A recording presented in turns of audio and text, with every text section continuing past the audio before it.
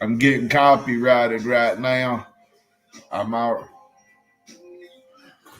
Five. I think there's about different alien species. Reptilians, little green men.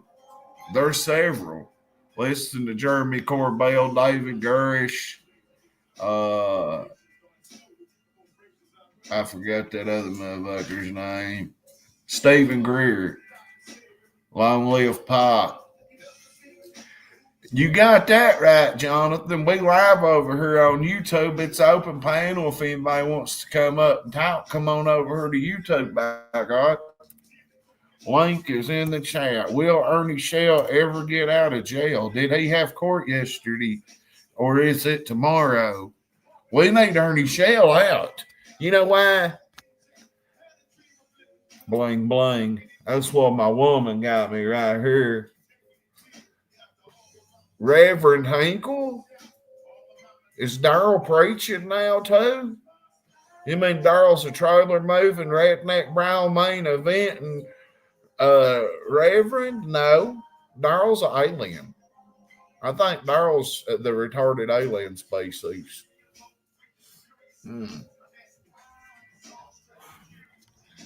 But yeah, I really want Ernie Shell to get out of jail. I really do. I don't care how many people he gives HIV to. I want him out of jail. I need the content, and I love the content. Like Ernie's an alien, Darrell Hinkle's an alien, Crystal's got about 75 alien babies in her right now. That's who come fuck them pigs. Was that pig at Darrell's claiming Tony the Tiger did it. Nate's about to get out. Nate the Great ain't got too much more time. He'll be out to run for president 2028 like he plans on doing. He might, unless they somehow turn around and give Donald Trump a third term. Nate the Great will be our next president. Yeah, he'll be the next president. Appalachian Sasquatch. I agree with you. Well, if anybody wants to come up on panel and chop it up, come over to YouTube, click the link, come over and get a membership and drop a super chat and make the mayor's check great again. Share the Facebook live stream out so I can gain all my followers back. The white man in the White House up here, Joe Biden and Kamala Harris of Harlan County I think that's who got my Facebook took from me. I don't say nobody's name. They want to run and try to crowd a Fred Busrow on me. Let them run and cry. I've got freedom of fucking speech, and I'm not Darrell Hinkle. I ain't threatening nobody with a wood chipper. It's politics. Do you see these fucking ads against Daniel Cameron? I mean, if you can't take the heat, don't even step foot in the kitchen. I mean, if you can't take the heat, don't put the needle in your arm. What up, Kentucky? If you stream the Redneck Brawl, you will get in trouble. You cannot live stream the Redneck Brawl. It has to be privately streamed, or they will get you for piracy. They will. If I streamed it on here, it would get my channel took like when we did that. Now them dirty Hinkles got. It could have been the Hinkles, bro. It could have. Well, what's going on with that cocksucking West Whitehead dude? He's smoking that meth and admitted it, and I seen it in that screenshot. He thought he was going to go up there and fuck Crystal, I believe. That's a try. Listen, I just told Denver Baker, don't even respond to him. Since everybody on each side of the Darrell Hinkle fence, the clean side or the dirty side, and Darrell's the dirty side, you've always had a wrench. Yeah, you can watch it on Triller. Triller.com's got the pay-per-view. Let me put the cigarette out.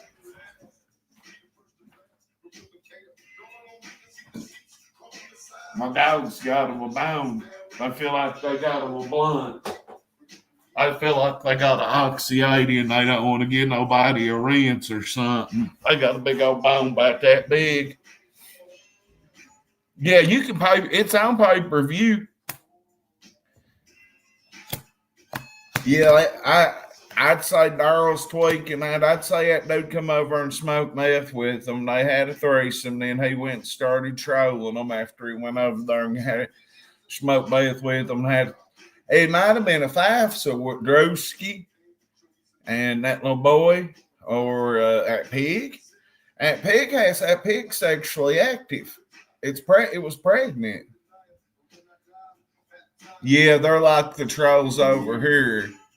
They're like the trolls on the Ernie Shell trolls on YouTube. You got that right. Yeah. What's up, Charles Scott What's Adams? going on? How you doing?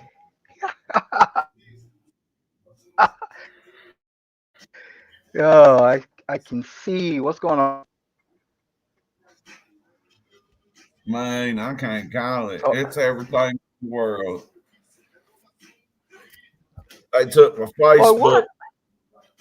I don't know what my Facebook got took for. I still ain't got no clue.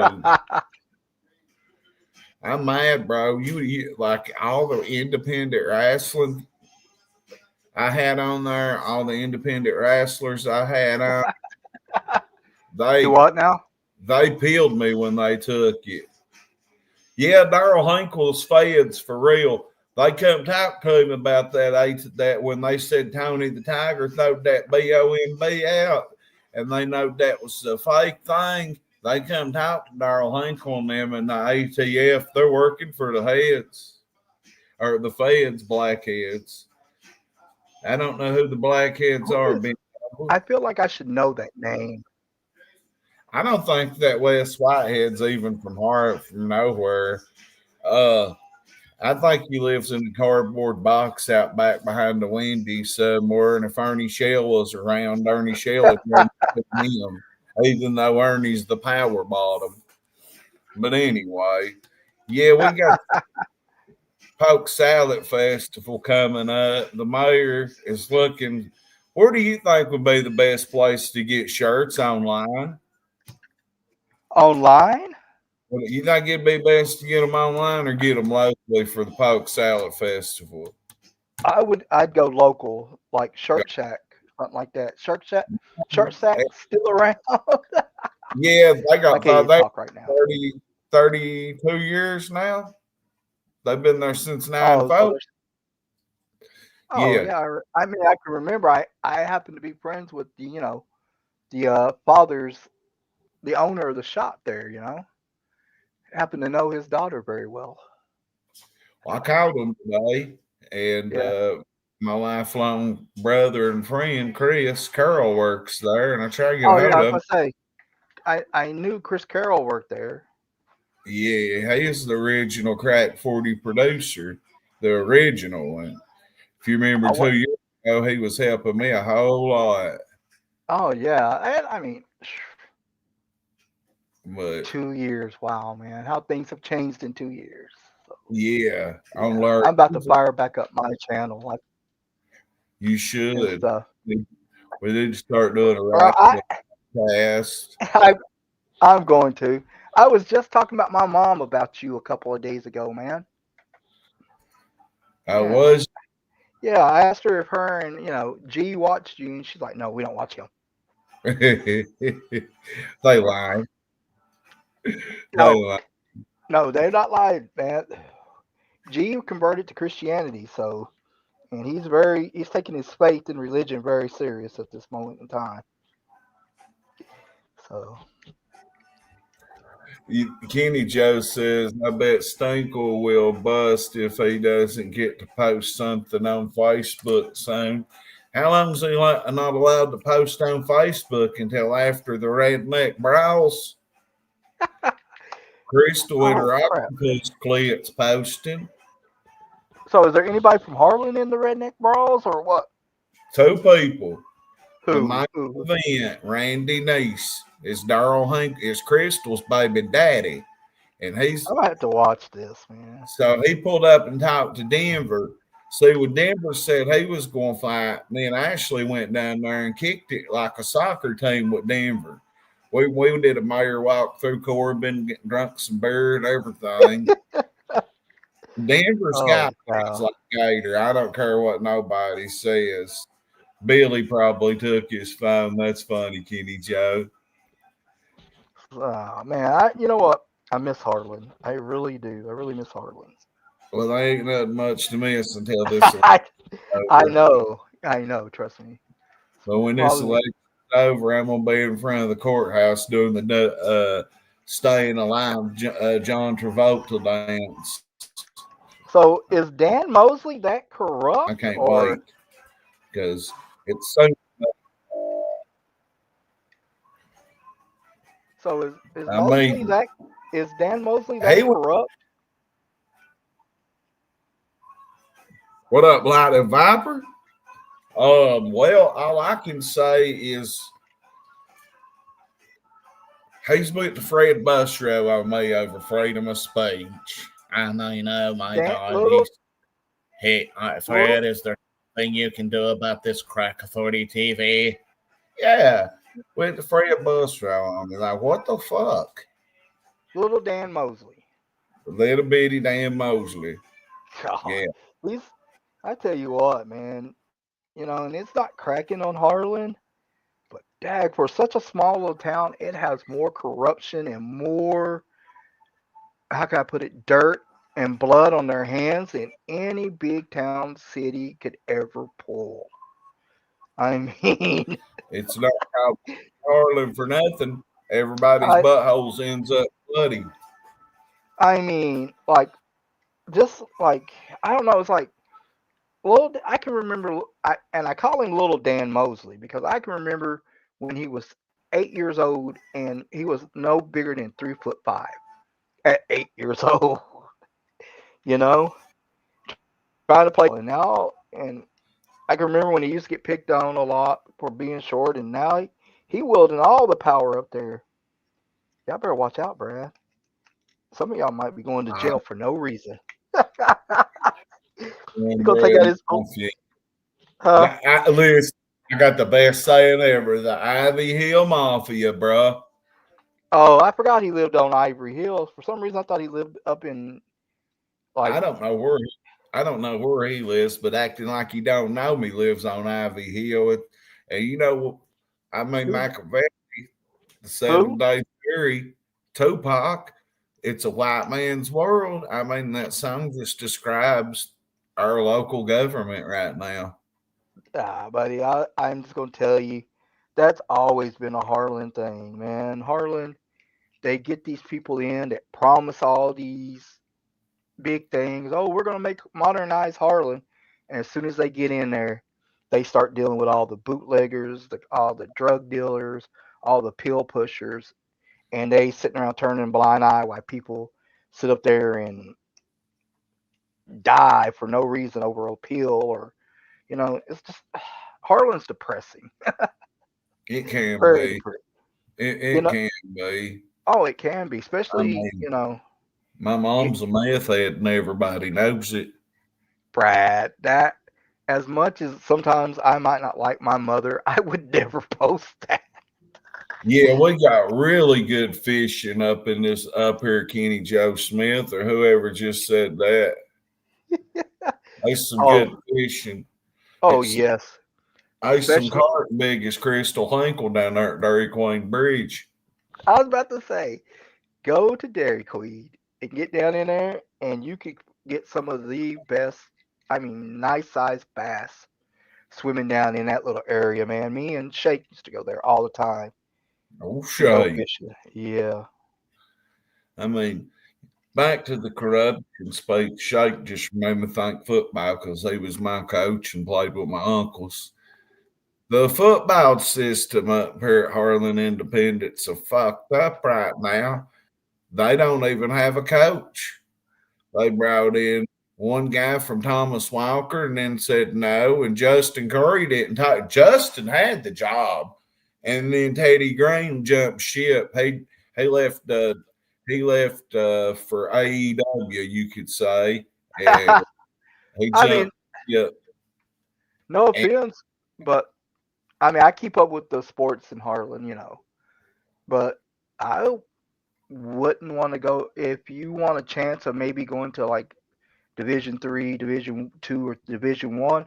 Harlan County High School is the best place to go. They're Division 4. They play all the top four.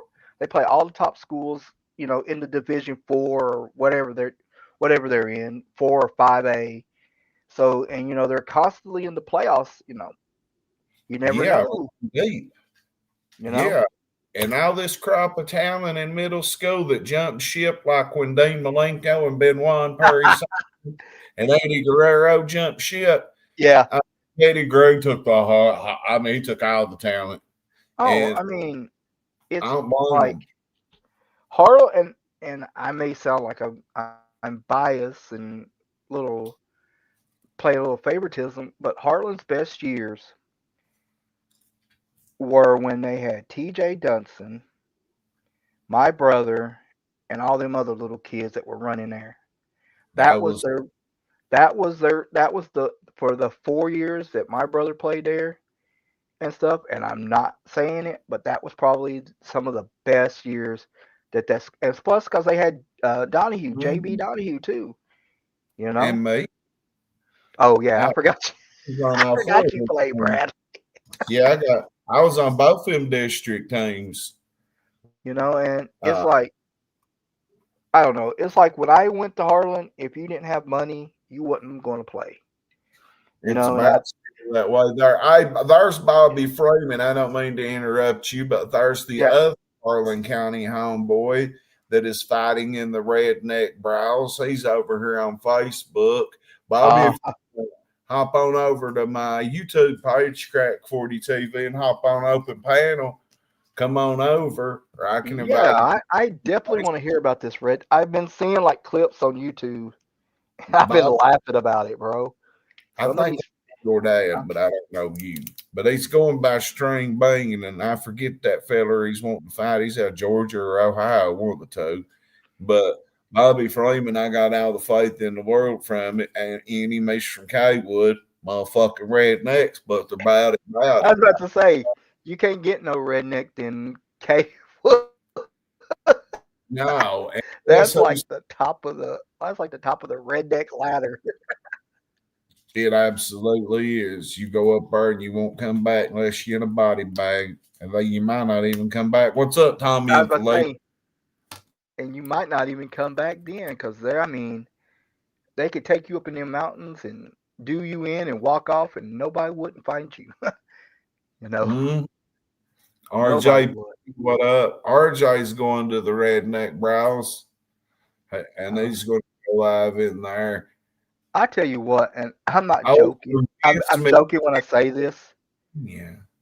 Um, good luck to all the Harlan guys that are fighting in it. But I'm telling y'all, the best fighters for those right there go to Manchester, Kentucky. And you let some of them people go without meth for like 4 or 5 days and put them in that redneck brawl, and they'll beat everybody within an inch of their life and win.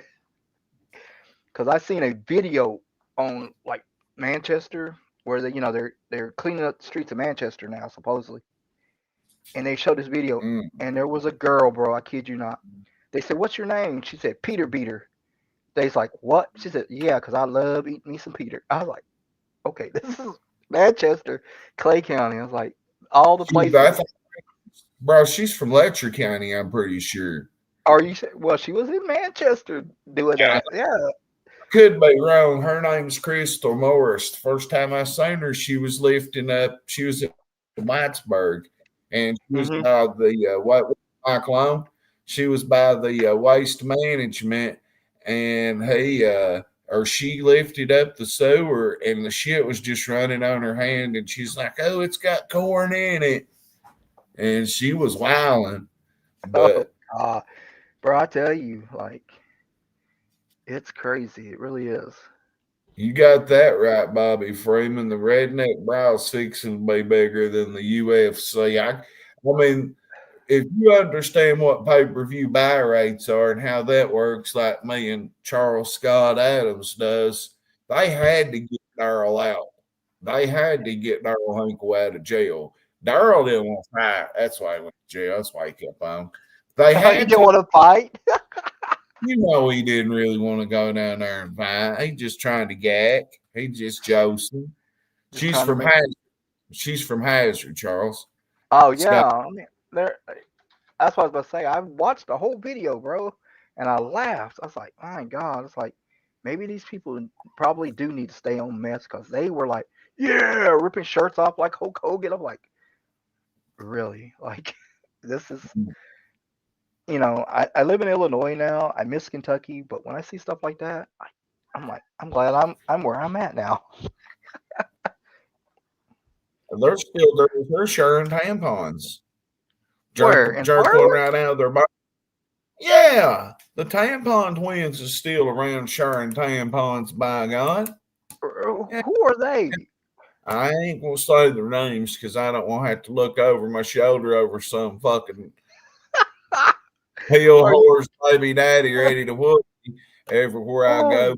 sweet They'll just one Jesus! right out of their post and give it to the other and cram a dirty wash rag full of cum down in their panties and tell Sugar Daddy get there and get one. Oh my! Wow. Harlan is just. I don't But even want to come there now. I really don't. yeah, these bitches is washing kids in dryers because their bathtubs is full of shit and toilet paper and tampons and dirty syringes. They'll What? throw a washer and This is pour. all going on in Harlan. Yeah, Holy yeah, cow! they're low. Oh, yeah. Have you ever heard this story about black people? Now, you're mixed. Have you ever heard Mm-hmm. old Appalachian black folk talk about black people rubbing? Reggie Young told me this, and then me and Bettina and Kurt was talking about this girl trying to poison Kurt. And they said that black people back in the day when it was all like camps and cold Uh. camps and camps would rub spaghetti the noodles, the men would rub the spaghetti noodles all over them, and the women would rub the meat all over them, or vice versa. And then they'd all have a big old pot of fucking spaghetti, and it'd make everybody horny and want to fuck. Then they just have big orgies. Never heard of that. Yeah, well, Never. Kurt definitely knowed about it because the girl that was trying to poison Kurt was black, and she did some shit like that. But How is Kurt doing? Kurt is in the hole at Sandy for stealing out of pop machines in prison.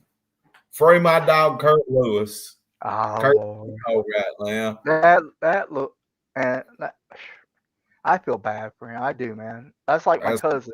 He's yeah, a legitimately my cousin. I know it. Yeah. And So he's like he's just like Jay to me. And all of his well, he family. looks just like Big. He does. Oops, I shouldn't have said his Well, name out. Like shouldn't have said that name out loud. there's But yeah, Gary Branson. yeah, Yeah, he looks just like my brother, man. Kurt went down the road. He had about 20 over his head, so hopefully my heart won't give out before he gets out. But Is he I gonna do all 20? Is it a straight 20 or? don't know. I don't know how it works out, but Kurt's locked up at Big Sandy, I guess, because Little Sandy's fed. That's where BG did his time at. Oh my God, I didn't even know Kurt was in jail, dude, until you started posting all those things about free my boy Kurt. I mean, last time I heard he was in jail was when he broke into the churches stealing Christmas presents Oh, for his well, kids. that's right. When he broke into that church in law, they didn't have power for about 6 months down there. It might have been 6 weeks or 6 months. One Yeah, because he took everything on them Xanaxes. People don't understand if you don't understand. What's up, Rob? yeah. I keep trying. I tell people all the time, man. When you get on them bars, bro, if whatever mood you're in, if you're in a good mood, you're gonna be cool. But if you in one of them moods where you just don't care and you want to tear stuff up, bro, you get on them Xannies and you will be. It'll turn you into a demon. I mean, seen too many people like that. My boy Juan in Maysville, man. Like when he wasn't on them, he as cool as could be. But when he was on it, he was like 5'1" and wanted to fight everybody coming and going. Mm-hmm. Yeah, bro. Them Xannies aren't that. And you're not going to get a real one. You're not. They Not don't off, manufacture real ones anymore. not off the street. No, no, no, man. I'm gonna tell you now. To be honest with you, because a lot of people don't know. I was on the meth for a couple of weeks, months. I can't remember how long, but bro, like just watching, like especially now with that fentanyl, bro. Lord, you don't want to do stuff like that. If you want to see No. you want to see how fentanyl can destroy a place, go look it up in Seattle where they allow fentanyl just to run rampant, dude. Like there's places in like Seattle. I was watching a documentary on it where the Mm-hmm. police were just coming like dude, I kid you not, like you know how when you called a state highway, hey, there's a deer in the road, just got hit, and they would come and get the dead deer or whatever animal was laying on the road. That's how they were doing it in this documentary, man. They was just coming, picking people up, putting them on a gurney, toting them out. I was like, wow. And there was one dude, they interviewed one dude. He had OD'd on fentanyl 5 times, bro. 5 times. Hell, I And know people that do that in one day. Like it's cool. oh yeah. That's because and that here's the thing, and I tell people, Narcan was the worst thing they could ever invent. That's Because pretty now good in a milkshake, though. what, Narcan? Yeah, squirt it on a milkshake. Need it. God damn. But no, what I'm saying is Narcan, I mean, don't get me wrong. I'm not saying I, people I know what you're saying. I'm not saying just because you're a junkie, your life don't mean nothing. But I'll give you credit. I'll put it this way: if you OD more than 2 times and they Narcan you and bring you back, I feel like third time's a try. You know, it was because I've seen people, especially in Maysville, that fought the state police and paramedics because when they hit you with that Narcan, it flushes the drug straight out of your system. And Mm-hmm. I knew a girl who OD'd on meth, man, and she came up, and when she came up out of it, she started fighting the police. And I'm just was happened to be a friend with the one of the officers. He's like, bro, he's like, they hate it when we come in with that Narcan. He's like, because they know once we hit them with that Narcan, it's over. They're not going to have that high no more. Yeah, and then you want to get right out and go get high again and do it Yeah, again. no, I'm not going to lie. Like, of course, my mother probably. I've already told my mom this. I've tried heroin before, bro, and that like is the most scariest drug you could take, bro. I It snorted is. I snorted it, and I lay down at 7:30 that night and did not wake up till like 6:30 the next night. And when I got up, bro, I thought it was 7. I still thought I did it on Monday. It was a Tuesday when I woke up. I still thought it was Monday. I was like, oh my god! I was like, how do people do this stuff? So And all I, this, I had one overdose, but I didn't do fentanyl and heroin a whole lot. I done it a couple of times experimenting, uh huh, and I was scared to fucking death of it. And then when I overdosed on January 1st, 2020, and I was watching the replay of AEW Dynamite that night when the Death Triangle first formed. uh Pac, huh, Pac and Ray Phoenix and Penta, yeah, and I had done a lot. I done about a third of a gram. a I was fentanyl. snorting it, shooting it. Yeah, I was snorting it, shooting it, and I was doing Xanaxes. And I cooked a shit ton of can of butter. And when I got done with that down, I didn't overdose until I was up moving around forever. And then when Yeah, my whole arm locked up for a month, like a spasm, my shoulder, my neck, my uh huh. everything. And even that on top of 2 pan of 40s didn't stop the pain. I Oh was just yeah, trying bro. to get out of the pain that time, fucked around, overdosed, and ski. Uh Free huh. my dog Anthony Carr. Free my dog Ski. What's he in Bill, jail for? What did he go to jail for? uh, Ruby Cloud or Ruby Griffith from Everett's busted him. about a pound. He was hustling. A Got pound caught. of weed? No, what we're talking about. Oh, And holy they, hell. they peeled him. He's in Beckley in the feds right now. But hey, he's Oh, done got 2.5 in on 5 feds. So yeah, I was he gonna say Fed. That's what kills me. Like Fed time. Anybody that does Fed time, they do eight. They don't even do 80% of their friggin' sentence. do 85. Yeah, like But I, cause I watch a lot of prison. Anthony's done I watch a lot that. of He went to jail 313 and it's May of 26. So, I mean, hell, he's got half of it killed out. What's yeah. up, Blake Porter? What's up, Mr. Phillips? Joe Phillips, Big Joe Phillips, by God, Oh, he's in love with that fucking let, Katie Collett he's watching on Facebook. I do So, want to ask a question there of you, Mister Bradley. speak on it, cuz. Do you not worry about all these people you be sitting up here calling them out on their business and stuff? I mean, kinda, but kinda not, because if they want to do something, all they gotta do is do whatever the fuck they want to do. Okay, I mean, cause I'm dude, about it. I ain't seen you in such a long time, and I'd hate to see something bad happen to you, bro. Cause when I ain't got nothing to do, I get on Facebook and I watch you, and you really help me. You sometimes have me laughing so hard, I'm like, I can't deal with you sometimes. Thank you for that, because I went through a burnout phase for about 6 weeks, and I'm just now Yeah, getting out of it.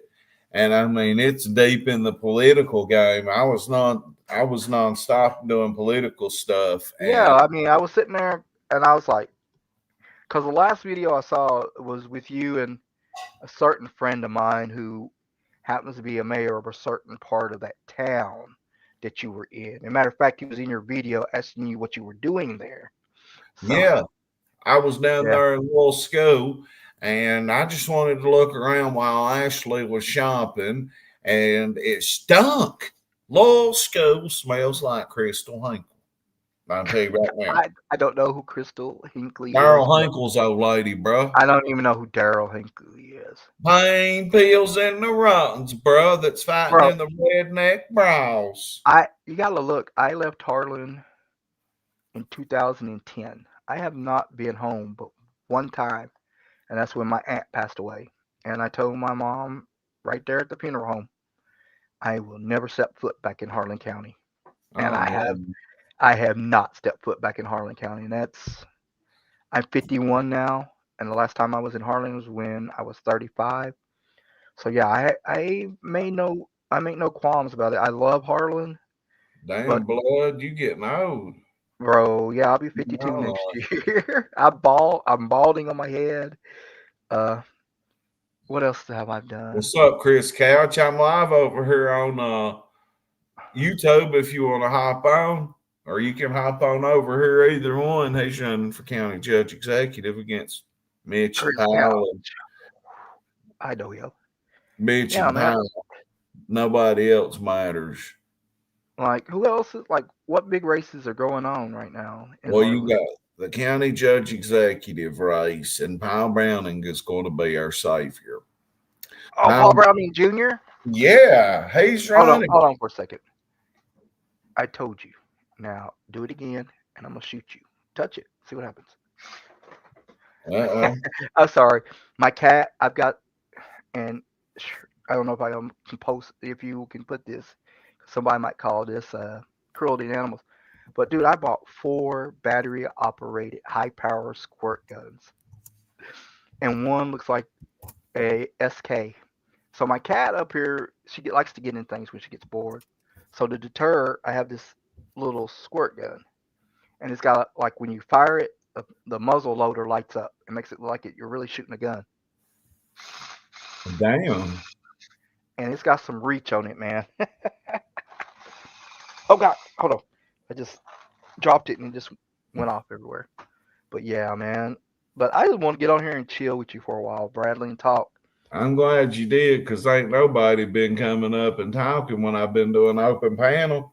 And It's because, and I hate to say this, Ernie's in jail. yeah, Ernie's in jail, so your That's fine. content has to switch. I mean, I hate to say it, and I hate to admit it, but that little whatever you want to call him, he He was right. draws. He draws the He people. draws money. He And draws. he made a lot of channels. He made let's say it, call it like it is. Whether Jimbo likes him or not, if it hadn't have been for Ernie, the stand would have never made it. And if it hadn't been for Ernie having HIV, Jimbo and Thelma wouldn't be down there weighing 90 pounds and 35 pounds and hollering they're sick from everything else. Ernie Yeah, infected but them too, bro. They're I eat up with it. I don't know, don't care. I do know, and I'm not a big Jimbo supporter. Me I mean, neither. He's a I mean, pedophile. I don't want to talk about that. Okay. Uh, Only because I know the girl, and I happen to be friends with that family as well. You Yeah, know, well, and yeah. So that's his thing. But Jimbo does have a lot of back issues. Even when we were wrestling together, he had a lot of back issues. Like, so if he's telling everybody he's in pain and he's on all that stuff, it's probably true because his back was really jacked up those years when I worked PCW and stuff with him. So you did wrestle with him. I seen you all yeah, wrestle out at the armory. yeah. But other than that, I really don't have much to say about Jimbo. Like I know he screwed a lot of people over, and he's done a lot of people wrong. Well, But Josh Shanks is not Thelma's baby's daddy. Even Josh's mom told me that. And she said, tell Thelma keep sending Josh commissary money. Free Josh Shanks. you know what? And I'm not gonna lie to you, but all those kids look like Thelma and Jimbo. So there's Yeah, no doubt in my mind that those kids belong to Jimbo. I agree with you. I And just just, before anybody says anything, no, I'm not defending Jimbo. If anybody who knows me knows I've known Jimbo the majority of my life. I wrestled for Mhm. him when I came back from OVW and all that. I worked for him, and then we had a falling out. It happens. Things like that happens all the time. You have fallen out with people. Do I um, justify everything that he's done? No. He's worse than Ernie when it comes to the scams, man. A lot of people, I watched a lot of people talk about some of the scams that he ran. So, I mean, but like, and then when I look on it, and to be honest, I call it the YouTube wars because there was you, Mama T, Constant Mama, Sue, Mama STD, yeah, Constant Sue, uh, Jimbo, Ernie, Pigolina, uh, Blame Katie. yeah, all them. And you know what? I subscribe to all of them, and you are the only one still going. Yeah, because I'm the one, and well, I went through the burnout phase, but I've got other content than Ernie fucking Shell. Yeah, that's what I was about to say. There, when Ernie Me. went off to jail, like everybody's channel dried up, and your burn. I don't even think it was burnout for you, bro. I think it was mainly because you were switching content, and you really wasn't into your content at that moment. So it may have seemed like it was a burnout, but it was just a period of time where you were adjusting to make sure that your content, wasn't Ernie based like everybody else's. Yeah, he went to jail at a perfect time for me to switch completely into politics because I had stopped cussing and everything, Yeah. trying to cuss and cut up and everything and stay serious. And I mean, I can if I need to, but me, I like to wreck and cut up. But Who uh, does it, man? The thing of it was, oh, that's dead. I gotta have to get a new one tomorrow. Uh, thing of it was is that what separates your channel from everybody else is, bro, you're real, you're legit. Okay, like when the stand started, I knew that was all about Jimbo was trying to. Let's just put it this way: Jimbo's the it started the whole grift off of Ernie. When this Yeah. man got popular off of Ernie, then all these other channels started grifting off of Jimbo and started forming their own channels and stuff. And that's the problem. When Ernie went to jail, and I'm telling you now, he's probably gonna be in there for a while. He's probably gonna have to do the time that he's got over You his think head. so? Huh? Yeah, yeah. Because one, they're that's the dangers of being an influencer on YouTube is Mm-hmm. because you can sit up here and you can do some heinous crap on YouTube. Okay, nobody's gonna say nothing about it. YouTube don't care because you're making money for them through all their ad revenues and stuff like that. Bro, I've seen people sit on here before YouTube ever got started.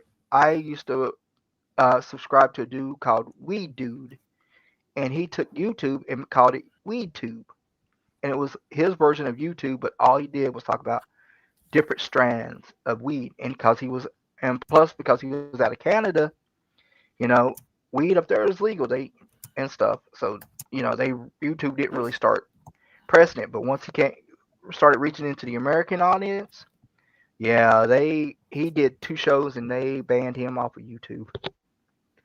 But you, my friend, you're I real think I spelled shame out. because you crack me up. Like who else I try goes my best to outside? be. Who else goes outside at 2 o'clock in the morning and does Facebook Live walking around town? You know. So hey, If my knee wasn't destroyed, I would be out tonight. uh, uh, speaking of But wrestling, and by the way, not a plug, but I am going to probably do a wrestling YouTube thing dedicated to like the territory years and people and introduce a lot of the young people to guys like Dick the Bruiser, Bullet Bob Armstrong. I would love to watch about 2 days worth of Dick the Bruiser and Dick the Bro, Crusher. I would I love said, to go dig into their territory days in oh Chicago, Indiana, yeah, Indianapolis. I I would sit love a to couple dig of into days ago and was watching actually the first wrestling guy, trainer, big time guy actually. I won't mention his name, but I will drop the letters that he worked for. He was at one time in ECW, and he got me started. I never forget. Kmart looked at me and told me, he said, "Bro," he said, "you got it." He said, "Nobody can beat your hustle." He said, "You might not have the talent, but you make up for it in hustle." He said, "You'll make money in this business if you do it right." And at the time, I was like, what, 23, 24? And I'm just going ahead and say it. I wanted to be a deathmatch wrestler.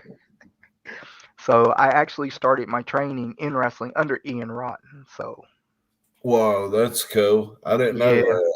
Oh yeah, dude. I've met Ian. I've met Tommy Rich. I've met Doug Gilbert. There's a picture. I don't know if I know I don't have it. I No. don't know if anybody in my family has it. There's a picture of me and Dutch Mantel. You know. Oh, I love Dutch. Yeah, I've met Dutch. Uh Is he healthy right now or not? Because I've not been seeing him oh, on I that. watched story time with Dutch. Yeah, Yeah, he's all right, dude. He was on okay. talking about Danhauser a couple of days ago, Very and evil. yeah, and like a lot of people don't like him, and What's up, I Eddie like him, Turner? huh? Eddie Turner's on Facebook watching. Eddie Turner. Big ET, yeah. Oh, Pretty Boy Eddie. Pretty boy Eddie. The Yeah. OG. He was like Ernie Shell in the 80s. No, I'm joking. No, Eddie could do roundhouse karate kicks and whoop your ass with some karate back in wait a the minute. Are we 80s. talking about the wrestler Eddie, or there's two different Eddie Turners, I'm right? talking about Eddie Turner from Harlan. Well, the Eddie Turner I know is from Harlan too, bro. I used to Yeah, wrestle with a guy named Eddie Turner. That's why I'm asking you. no, he was a cocaine cowboy at one time. Okay. I know who you're talking about now. Yeah, yeah, yeah. But But Big he's doing good now. yeah, dude, I was actually was watching IWA Mid South Wrestling King of the Deathmatch 2001 here a couple of days ago, bro. And I'm like, holy cow! Like if you want to watch some nasty, gory stuff, check out IWA You're right. before Ian caught hepatitis. Bro, yeah, and I tell you somebody else you need to watch. I mean, I happened to and met him too. Is Jim Cornette. Oh, I love Cornette. You know, Oh my yeah. uncle, well, actually, my cousin, but my uncle owns that Dairy Queen in Leslie County in Oh, the Haddon. one where he went off. Yeah, my uncle actually owns that. That cracked me up. He's like, "Don't you tell me to shut the f up, you dumb." Yeah, Yeah, he that was cracked. sweet. Bro, I met him, and we went to a place called Glasgow. I want to think Indiana somewhere, and I was working security for OVW. And he went to Rareback with that tennis racket and lay into, I think it was either Rob Conway or Dick Nismore. And dude, he hit him, and this old dude came across the little security rope that we had, and Cornette reared back with that tennis racket and swung. I had to pull that old dude back. He missed my nose by, I would say, 2 or 3 inches. I mean, and he could swing it like the way you seen him swing that racket on in real life on TV is he swings that racket like that for real, man. I mean, he lays no qualms with that tennis racket, man. No, he'll knock you, he'll level you with it. And what would he put in it back in the 80s? A brick? Oh no, a shoehorn, a horseshoe. Yeah, yeah, that's what it was. He'd fuck them up. Bro, I reckon he used to be like they shoot some stories about Cornette that I've heard over the years, man. About him watching people fuck his wife. Oh, sin, I don't know about that, bro. I mean, I I don't know. I was gone, okay? I'm a When Cornette fan, so like I don't care what he does. As long I support Jim Cornette. I love him. oh, he tells it like it is, bro, and that's the problem with people. Like I like, and of course I'll be talking about all that on my channel too about why I consider myself to be a Cornette guy. Like Uh, I've been watching Cornette from NWA to Smoky Mountain to WWE to what he does now. Like I was so mad when the NWA let him go. And I mean, the comment he said, it was hilarious, is when Trevor Murdoch came back and he was like, Trevor Murdoch's so bad he can strap a bucket of chicken on his back and go through Ethiopia and nobody will touch you. And mhm. people got upset over that. I'm like, why are you getting upset over that, man? It's like that's how wrestling is. You got to have heat. If Yeah, gotta you get. don't have, I mean, if you don't have heat, you're not going to make it. You know, I mean, and me like, and Jimbo, all three have took how you book wrestling and ran uh, it. Except I keep it shoot style, but we've all three bro, ran it was just like you would book a wrestling show. You know it. I, uh, I have actually, I do book a wrestling show. I have a video game. It's called TEW. It's a sim-based game, and you basically it gives you a fictional world with all these fictional wrestlers, and you can book your own wrestling. Right, Mm, book your own show. You can go in. You gotta go in the database and fool around and make your own promotion. And I actually got a save on the game where I'm booking an all-female promotion in Japan. And I when I play the game, I try to book it like how I would see things as a wrestler. So when I do wrestling, there's th- 3 different styles I prefer. Technical, actually 4. Technical, regular, which is guys who don't do the technical holds and stuff. Regular, brawl, and high flying or luchador. Because you want to give the crowd something. I like And the King's uh, Arc style. I didn't hear you. What you say? The King's Arc style, Oh, or you're talking about strong style, Puro? strong. The other one, Which one? The King style? yeah, but You it's talking got about the King Road style from King All Road. Japan? Yes, I love that shit. Well, that's that stuff. Oh God, that's some Puro is pretty brutal because that's what it's called. Puro. I can't give you the full name of it. That stuff is brutal, man. Because they literally, I watched. Who was it? Was it Stan Hansen, Terry Gordy, or Yeah, somebody, probably. man? and oh no, it was Stan Hansen, and he hit Vader, and when he hit Vader, he stuck his finger in Vader's eye and pulled Vader's eye out. Yep. Then I've seen the video to that. That stuff is legit. I mean, I seen but it too. I was telling my kid's mother yesterday about this. I said I find it funny that in the '80s, as I was growing up as a kid, I wasn't smart to the business like I am now, and I often wonder what happened to like all these promotions that you turn TV on and you'd watch Saturday morning. You might start at like like 10 o'clock, and you might not finish watching wrestling until almost 1, 2, 3 o'clock in the afternoon, and it's slowly erased. Facts. And I was telling her, I was like, I find it funny now that Vince McMahon got kicked out of the WWE. He spent the majority of the '80s and '90s destroying the territories, and I said, how funny is it that now that TKO and the UFC is doing the exact same thing to the WWE as what And Vince did to the territorial system in the '80s. you got that right. And they're destroying, like, dude, how do you let Kofi Kingston and what's his name? Breaking news, they re-signed. Yeah, because you didn't see because they made the threat to go to AEW. Mm-hmm. If I like if I was some of those guys, because I was talking to one of my wrestling buddies today, I was like, you know, if I was some of these guys, I would avoid AEW, I'd avoid TNA, I would not go to AAA. I would make my bed in the NWA because there's Billy Corgan's looking to expand. He's looking to grow. You bring people like us, Kofi Kingston, all those dudes that were in the WWE name wise, bro. Even the guys that were mid carders, you bring them down to NWA. Like you look at well EC3. EC3 was nobody. Like nobody knew who he was till he went to TNA.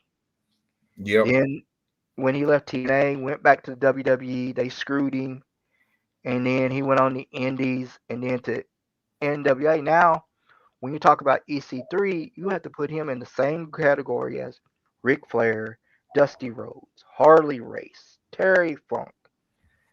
And only reason Because why, he had the belt.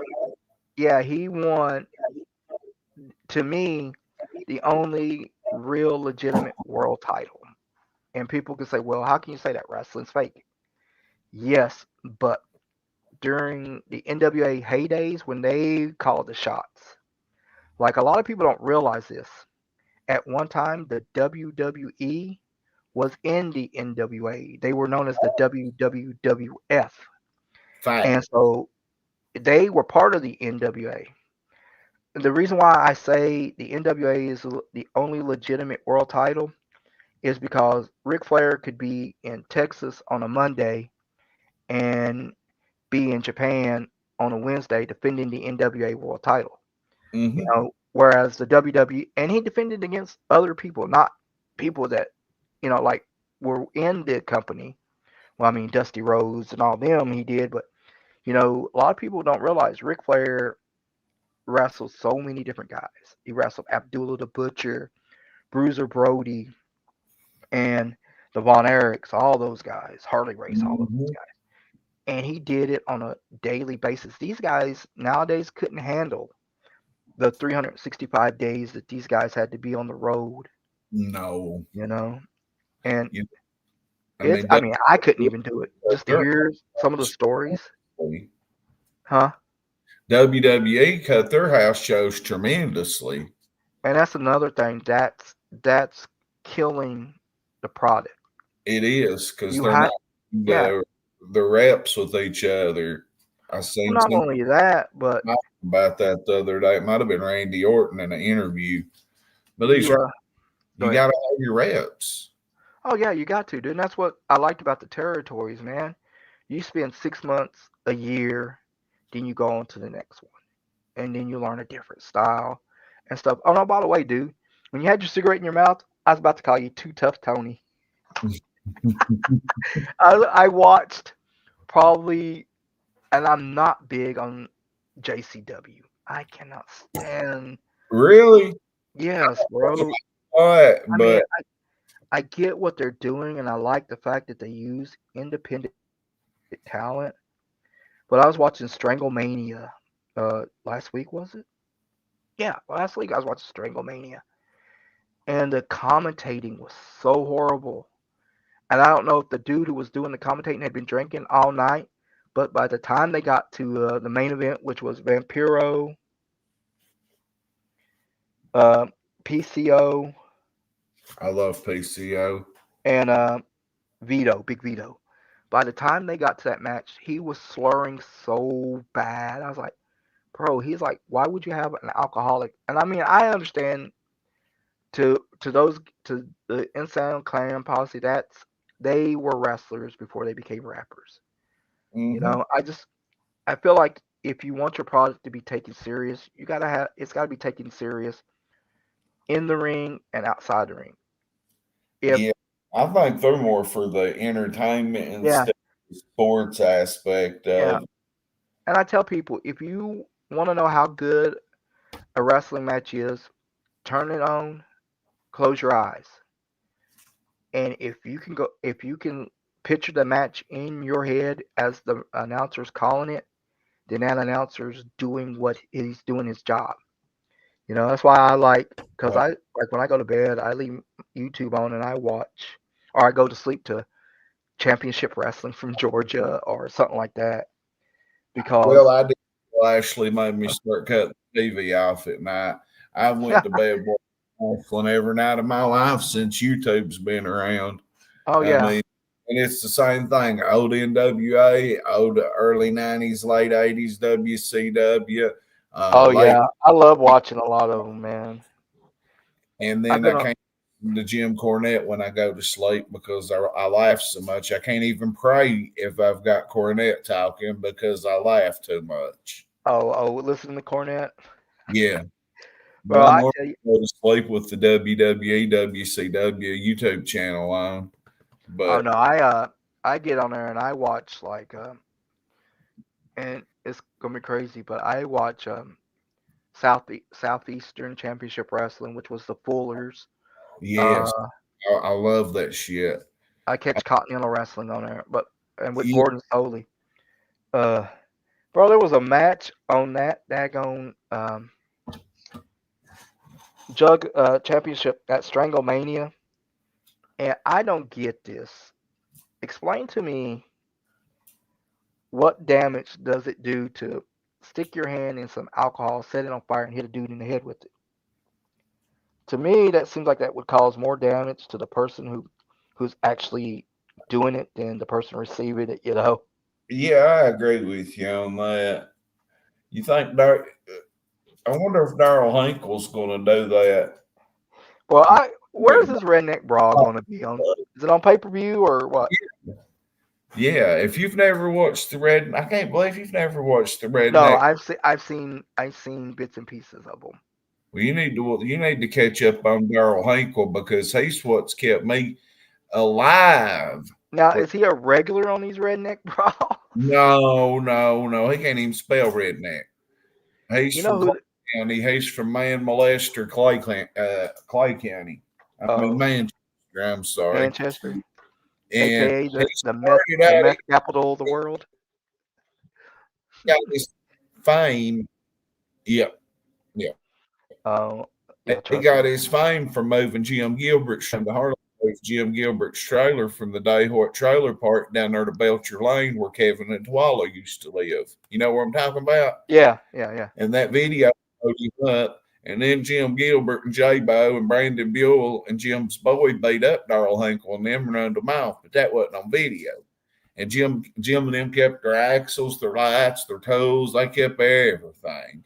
And then Darrell started trying to move trailers, and then he ripped a bunch of people off, just like Ernie, but he's got his big Wow. hog jawed rhino Crystal and Drewski and Drewski and Crystal sleep in the house. Darrell sleeps out in the barn, and they just sit in there and wrestle. They don't. They're strong style wrestling. They ain't fucking. They're just strong. What is wrong, dude? Like, you realize And you're gonna have to before it's all said and done, you're gonna need like a full security detail. I got it right here. bam, bam. But the thing is I'm gonna put you in that torpedo clutch and choke Oh, you out. we That's gonna what I'm be Samoa gonna do. Joe. Yeah, I'm gonna put you in that. I'm gonna hit you with the chokehold, and it's gonna be over. Or I'm gonna sucker punch you. And if that don't work, I mean, you seen what that big giant? I can't say his name, but you seen what happened to me back last December when What's that? when uh, somebody whooped me. It's on my YouTube page.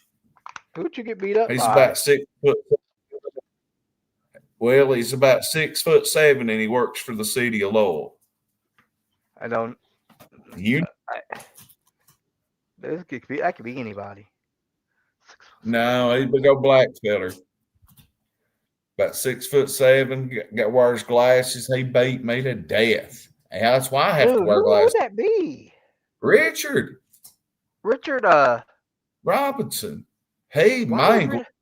He beat over the Constitution, over my First Amendment right, over Clark Bailey, thinking he's some. But what is Clark's he? Is he buddy with Clark? he's the second highest employee for the city and government of Loyal. How? It's How? Harlan, bro. It's Harlan. That's what I don't get. Like, It's Harlan. here's what I don't get That's about the Harlan. drug test, motherfuckers. Here's what I don't get about this town. And I said it when I lived there, and I'm going to keep saying it. How, for such a small little town, do you have the city of Benham has a mayor, the city of Lynch have a mayor? They're right beside each other. Why do they need one? Then the city of Cumberland has a mayor. You have three mayors within a 50-mile radius of each other. Better Then you call. go, yeah. Then you go on down to Loyal has a mayor. Wallens did away with their mayor, didn't they? Yeah, Or do they did. Wallens still have a mayor? The city. Huh? Yeah, they ain't no mayor down there. Yeah. And props to Everett's mayor, Eddie Manning. Get Yeah. better. And then I forgot all about Everett's has got a mayor.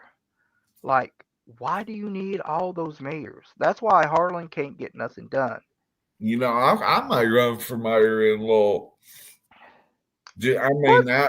I wouldn't be better than William Taylor, or because I've not got the education, but I might put my name on the ballot just to do it because of me. I don't like Clark over.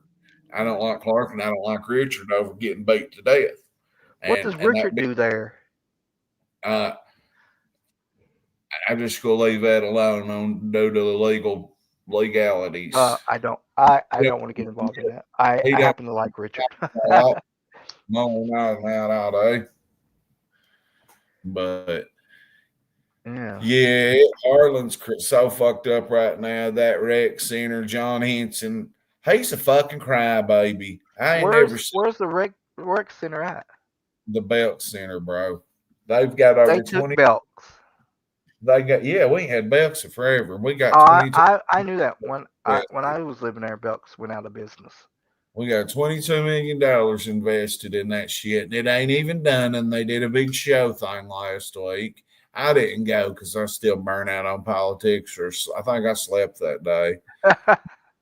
I should have went, but fucking if Powell Browning had $22 million, how many rec centers could he put in? He could put 2 in each district. Is people from the end of Smith or the end of Kaywood or you got people that live right up there on the end of fucking Virginia, little on the Virginia state all the way line. over in Cranks. Yeah. Oh, trust me, I know. They're not coming all the way to Harlan. They'll go to Lee County and work out. It's closer. And is anybody in Everett's going to work out all the way there? No, they'll go to Chris Brewer's gym. Will anybody in Cumberland work out? They might have a gym. I don't know. They're not going to come. I don't know if they do up there. They're not going to I don't get that. Don't they have a gym downtown too? Yeah, we got Core Fitness and Odie's. Yeah, I was going to say, why do they need another one? Oh, they're wanting to put 2 basketball courts in out there, a goose edge spot, all kinds of different dumb shit. But I mean, No, hey, no, no. That actually sounds pretty good. You said a spa, so it's not just going to be like you can go in there and work out. They're gonna put a basketball court in there and stuff like that. two basketball courts, and they're wanting to host basketball tournaments. How can you host basketball tournaments when you've got a meth hotel out here behind Post 10?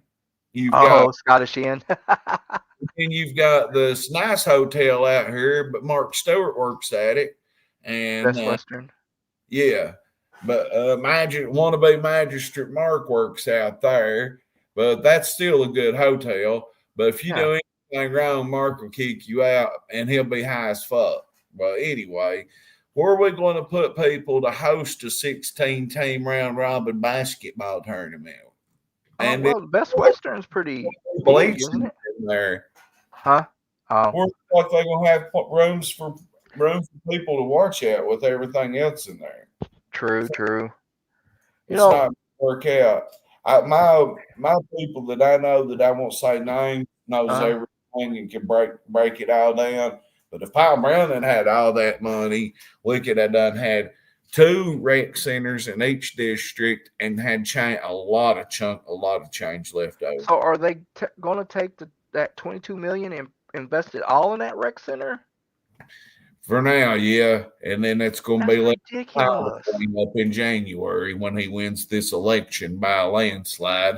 And I tell you what, Chris Couch, if Powell or Mitch don't win, I'm pulling for you the whole way, bro. Chris Couch, old food stamp, he's watching over here on Facebook. And Ah, Chris done an interview with me. Powell Brown done an interview with me. I think they're Derek, or let's see. Who else in the political game did an interview with me? BJ Fee won't give you no STDs, but he might, but he won't. And then Glenn Hensley, that's running for jail. I've had a few interviews. I've got a few more I want to get in these next going on 11 days until election. We got to get Austin Miller in District 1. That way we can Pine Mountain changed back to Pine Mountain instead of Perv Mountain. And then we've got what do you mean, Perv Mountain? well, it's called Perv Mountain. Pine Mountain ain't called. When did this happen? Well, I mean, there's a pervert. I mean, excuse me, let me take that back. Let me recant that statement. You can't call him a pervert. You got to say alleged pervert. Alleged, and I'm not even going to say that. I'm just going to say that everybody knows what goes on with each magistrate in each district. And Yeah. Bill Moore is fantastic in Everett. Nobody can say a bad word about Bill Moore. Okay. Nobody can say nothing about Powell. He's got over 33 businesses in Cumberland. He needed two more times to completely make Cumberland perfect, but he's still done it in two. Okay. Yeah. Then you got Jim Roddy, the Godfather. Jim Roddy's still alive? He's still magistrate and still doing his thing. He was magistrate when I was in high school. And he's unopposed. Good God, what is he? He's got to be pushing, what, 80? He's in his mid-70s. That's I ain't. That's a name I've heard all through high school, and even when I was in my adulthood, adulthood, he's always been in politics. He's the Godfather. That's why nobody went against him. They can't beat Jim.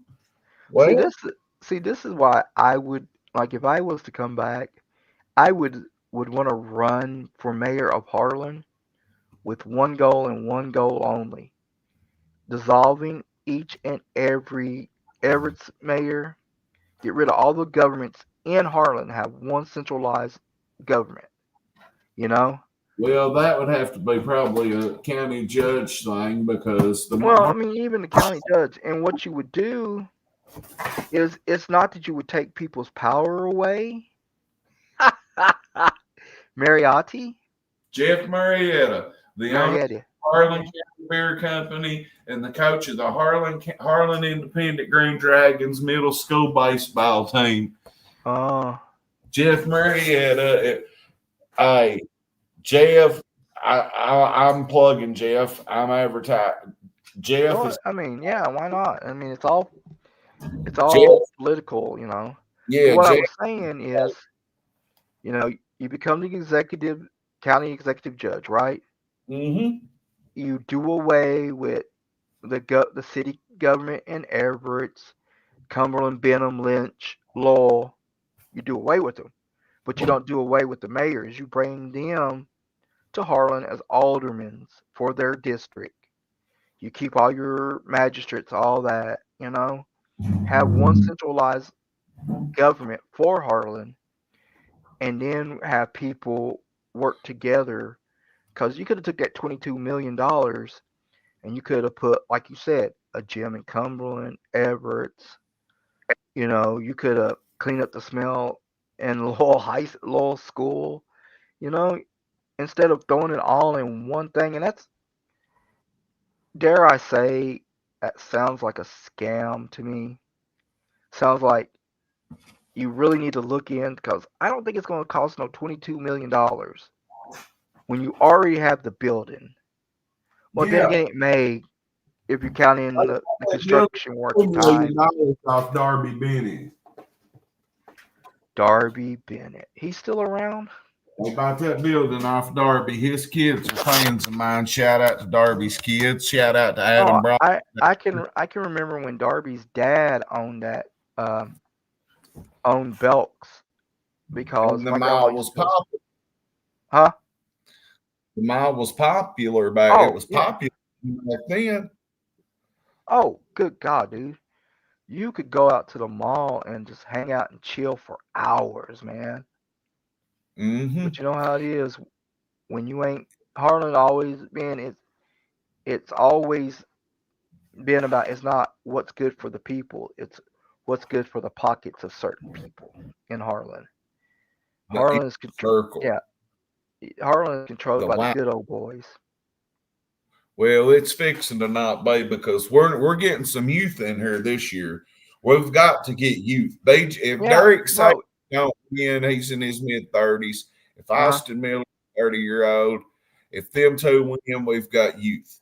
Okay, Yeah, if but they what I'm do, saying is it don't matter. What matters is the pockets that's funding certain people. When I talk about the good old boys network, I don't know if you know who the good old boys are, I but do. yeah, I mean, two of them own two of the largest supermarkets in Harlan. Okay, or two of the good old boys both own certain I think circuits. they're dead. Oh, the Parsons. Yeah, they may be. You never Yeah, know. they're Harold's dead, ain't they? I know Don's dead, Oh, Don or is. Harold's No, dead for sure. well, all I know is like the Parsons and who else? The Bennetts. Yep. Those are the families, and the Penningtons. Those are the three major families that run Harlan. Oh The yeah. Penningtons, Louis Duke Coat. Haywood. The Bennetts are down. The Bennetts and Penningtons, Haywood. You know, the Parsons got Harlan. Those are your three of your major families in Harlan that control a lot. Because I know back when I was growing up, nothing came into Harlan without the Parsons and the Bennett's approval. Because they own, and I don't know if they still do, but they used to own the majority of the land, the majority of the buildings. You know, Har, Mm, forever when Walmart came in, people was talking about, you know, that all that land that Walmart sits on, that's Don Parsons' land. He owns all that land where Don's, Taco Bell, Pizza Hut, mm-hmm.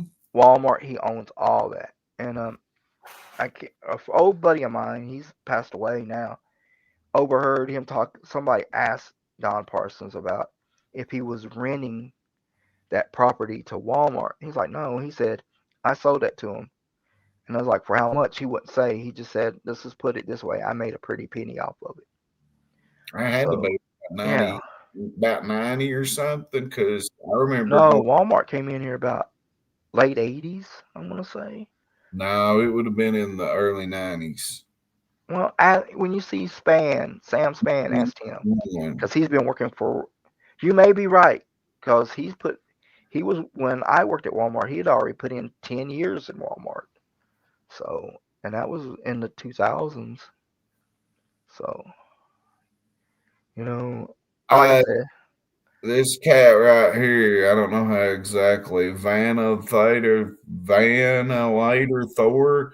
He said, bro, the day ET's reverse reveal themselves isn't going to be the day civilization collapses. It's going to be the day that toilet paper becomes more valuable than gold. You're absolutely fucking right.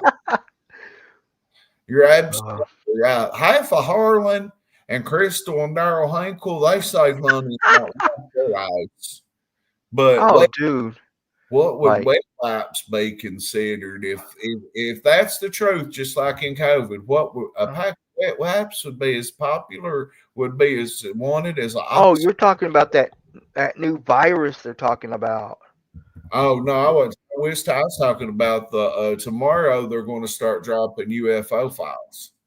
Oh, The bro, White House, they're dropping shit. They're going to start with a slow disclosure yeah, starting tomorrow, I reckon. According to Jeremy Corbell, David Gersh, Stephen Greer, that Cap guy, they're all saying that, and they had meetings in Tennessee and an mhm, Airbnb. They called all these pastors. It's all over. Look on the Daily Mail. Look on the New York Times. Look anywhere you want. They called mhm. all these pastors and had them. And there was another meeting somewhere in the desert with a bunch of pastors. Get your congregations together because they're what's in the Bible might be right, might be wrong, but you need to get your people together because they're talking about reptilians are already here. I'm Well, I would like to know what drugs these people are on. the Like, so one you're telling me like being in the, reptilians, like you remember the TV show V, I think so. where the people were reptiles, but they had human flesh, and they Yeah. were harvesting the people and the water, and they were going to sell, the humans and all that. You know, All I'm saying is to go look at all the news outlets right now. I mean, If I you, get you. You're talking to a guy who, for about 5 years, his favorite hobby was conspiracy theories. You know, I'm down so this rabbit hole so far, like I'm down it. That's all I'm watching is stuff like about these UFOs, these non-human crafts that we have. What are I, they? Now I'll there's tell you, fallen I'll angels. believe it when I see it, bro. Me Okay. actually seen one, and Thomas Markham seen it down in Pathfork. Then actually seen one a couple of Sundays ago. What, a Tom, UFO? yeah, we seen one right here, right over the bank, right back that way towards Pathfork. Yep. And I looked at it through my phone, couldn't see nothing. I mean, you can see it, but you couldn't see it as good as you could. It was color shifted, it was Hmm. shape shifting, it was doing all kinds of weird shit. And And what Thomas, and what was you on when you nothing. seen this? Dad's I I'm messing dead with you, bro. sober right now. I ain't even smoke. I ain't even hit no chronic tonight. And You know how that it feels. was there. I mean, The it to each his own. You know. I mean, we're not the only thing in space, and there's other dimensions. They're saying that they're coming through, and they're saying they're in the ocean. They're saying they're underwater. So, I mean, we've studied. I just think our federal government needs to be drug tested. I do too. Now, everybody claims that it's a psyops, and it's like fake, and it's just to scare everybody, and then the real disclosure's coming, Here's or my question, okay? And see and think about this. If there was aliens out there, don't you think they had already done made their presence? they have. The government's just not telling us about it. They want our nuclear assets. They want our water. I think some of their crafts actually gas is their water, maybe oxygen. I don't know what's reversing. I mean, like I understand anti-gravity to a point because I've Mhm. watched on it for years, but how do we reverse engineer their crafts is what I'm trying to I figure. get what you're saying. And I mean, I understand. Like, It goes I'm deep. still waiting on. What am I waiting on? Have you I not don't. seen that Uh, these hearings, these UAP, UFO to hearings be that honest with you, man, I'm going to be honest. I'm I'm not too much on news because today I had this discussion with my daughter as we was coming home from school. To be honest, and we were talking about the difference between reality and fantasy. And I asked her if she knew the difference between reality and fantasy. She's like, yeah. I said, reality is what we live in, and fantasy is what you see on TV. And to be honest with you, like like I said, I watch a lot of conspiracy theories. But there used to be in the 80s or during the early years of America TV network was a law that stated that TV on TV you were only allowed to show so many commercials per whatever episode or whatever show you were showing. You not only that, but the the Senate as well as the federal government used to hold NBC, ABC, CBS, CNN, all these news outlets. They held them to a certain law, basically saying if you go out and you see somebody you're reporting a murder and they tell you well the suspect is 6'3", blonde headed, blue eyes, multiple tattoos. But when you put on the news, you're like suspects black, 6'7", dreads, all that.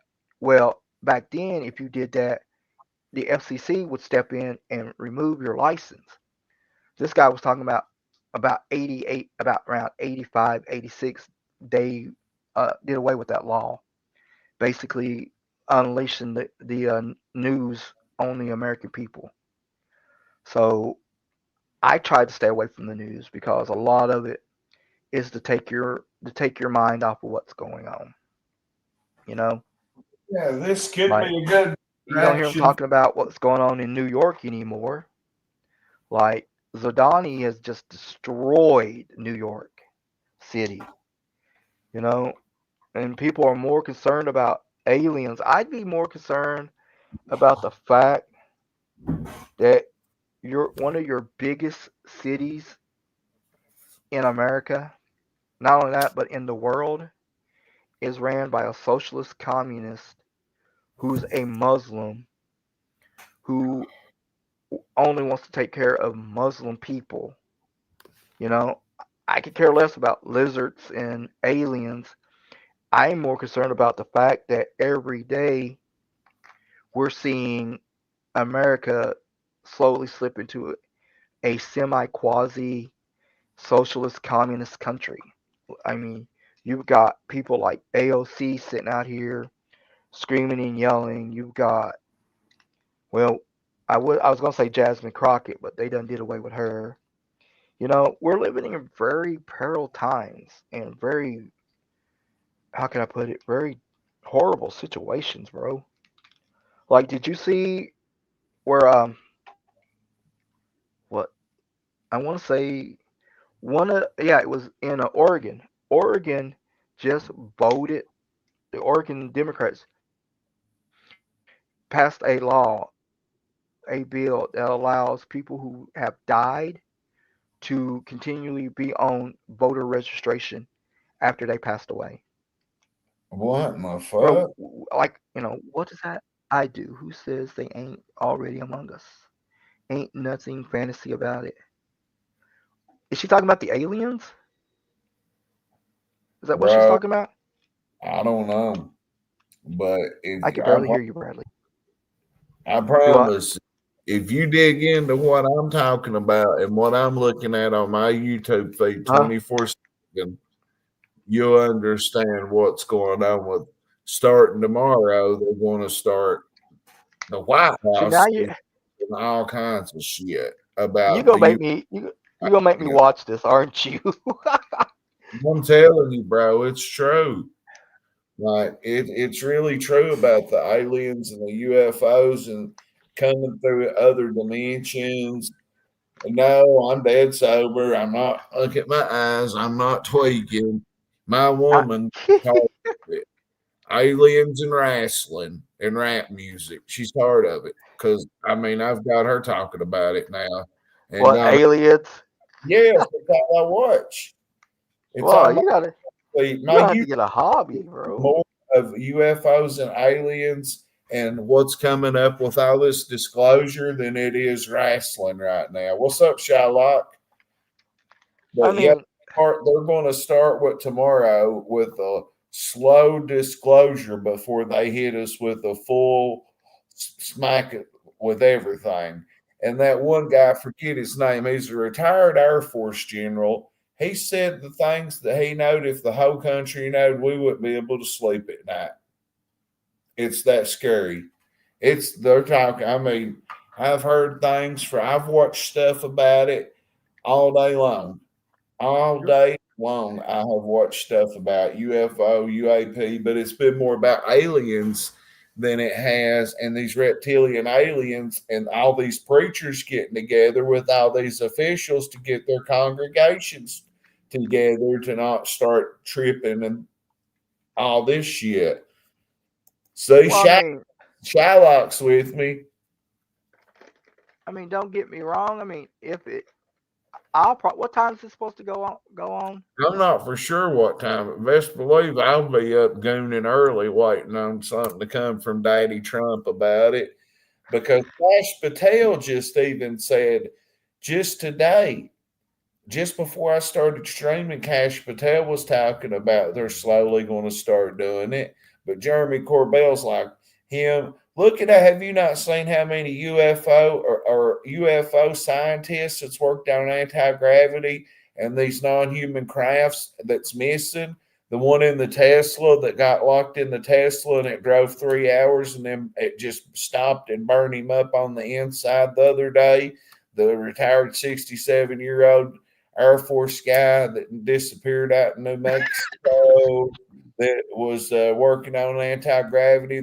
Look it up. There's like 12 I mean, I'll take you at your word. I mean, it's been missing in the last year and 23 in the last couple of years.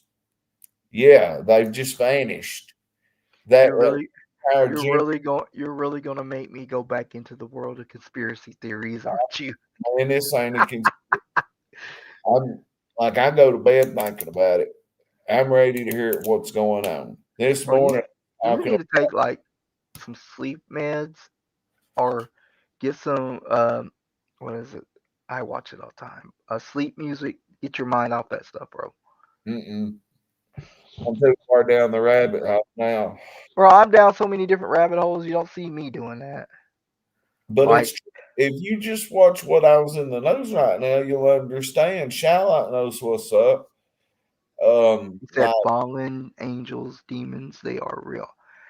Uh, they're well, saying, of course they are. I mean, Satan himself was an angel who fell. You know. and they're calling Uh, them prophets in the Bible, and now they're saying there's reptilians here. They're already amongst us. I tell you what, when I see one, I'll let you know. I mean, I'm not doubting it. It's just been It's around too long, it's and you hard know. to comprehend that it's really real, but it is. Or it's Maybe I mean, go ahead. I'm sorry. What'd you say? it, they've always said that before they really tell us a full disclosure, there's going to be a big fake one. So is this the start of the fake psyops, the fake disclosure, or is this I'd going to say so because I think let up let's let's just say what it is. Okay, shapeshifters? shapeshifters. Once My again, mom can hit a meth pipe and shapeshift. leave your mother alone. She has a problem, Brad. Bro, I read that one when you talked about she was down at Levi State Park, Jackson State Park, fighting, what was it, Bigfoot or aliens? She I, went down there with somebody and ended up running off into the park and fighting a bunch of aliens and stuff. it was big. It was bears, or it Oh, might bears? be Bigfoot one of the two. But mom's up there. Lord.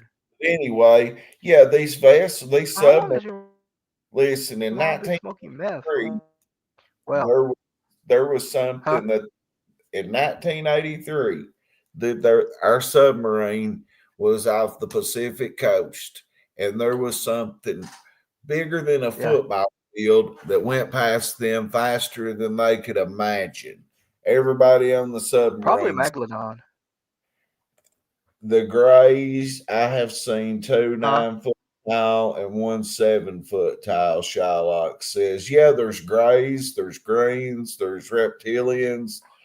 There's the ones that look like the ones in the movie Aliens, with Sigourney Weaver. There's all kinds. There's like 9 different species of aliens that our governments know about, and not just us. China, they all know about this shit too. I mean, but it could be the start of the Antichrist. I Who knows? I was about to say that too. Like, come on, you're I going to mean, tell I me think. aliens are real, but Mhm. the Chupacabra, Sasquatch, the Abominable Snowman, and Loch Ness monster are all fake. Is that basically summing it up in a nutshell? Loch Ness monster could be what they're seeing under the water. I didn't ever Huh? think about I didn't hear you. that. The Loch No, Ness monster could. The they've Loch already Ness disproven that monster. theory. They that whole remember the picture that was taken back in the 30s and stuff. The guy was like, "Oh, I got pictures of the Loch Ness monster." Yeah, he was on his deathbed when he died. He confessed that he took a sailboat, flipped it upside down, and put something on it to make it look like it was the Loch Ness monster. I'm Let just me just. saying. I mean, you know, I would find it easier to believe in Bigfoot than I would believe in ET. But space is never. I don't like see how they get here, but I mean, you got to think about it, okay? Now, let's take this in theory here. We're talking about all these, like, I mean, I get what you're saying because history speaks of the Anunnakis who were aliens, and and there, you know, there could be other, there might have been other races that inhabited this planet, and for one reason or another, they gave it up. Shylocks, reptiles live in caves that come out of sea. Is he from Harlan by any chance? possibly Yeah, I mean, you may yeah, know I believe reptiles live in caves. If you live in Harlan, you've seen a lot of them. You know, or if that's Clay the County case, you know, Harlan would be like ground zero for aliens. Because there's a lot of crazy people in Harlan. So, you know, Frog. He could have been a reptilian, Frog. Why does that name but sound familiar to me? that little short man that runned around town all the time. I had him on crack 40 before he told us he was a pedo, and I kicked him out at 4:30 in the morning in it cold. And I kept his Pedo. food stamps and cigarettes. But hey, if Well, you're 36 and you admit to knocking off a 16-year-old, I'm kicking you out of my house. oh yeah, bro. Like that's being a father of a daughter. You know, yeah. I don't I like the whole thing with the certain person we were talking about earlier. And like that's a sickness. If you could look at a young girl and be like, you know, and things like that, you need help. You really do. You Well, know, but that person we were talking about earlier, that's not his only victim. oh no. He's married to the other one. Yep. Did I say that out loud? Yeah, he's married to the other one, and I believe she was 15. He was About 19, 19, 20, almost 20. almost 20 Yeah, or something. If You know we what they had say more of about the 15-year-olds? 15 will get you 20. that's it.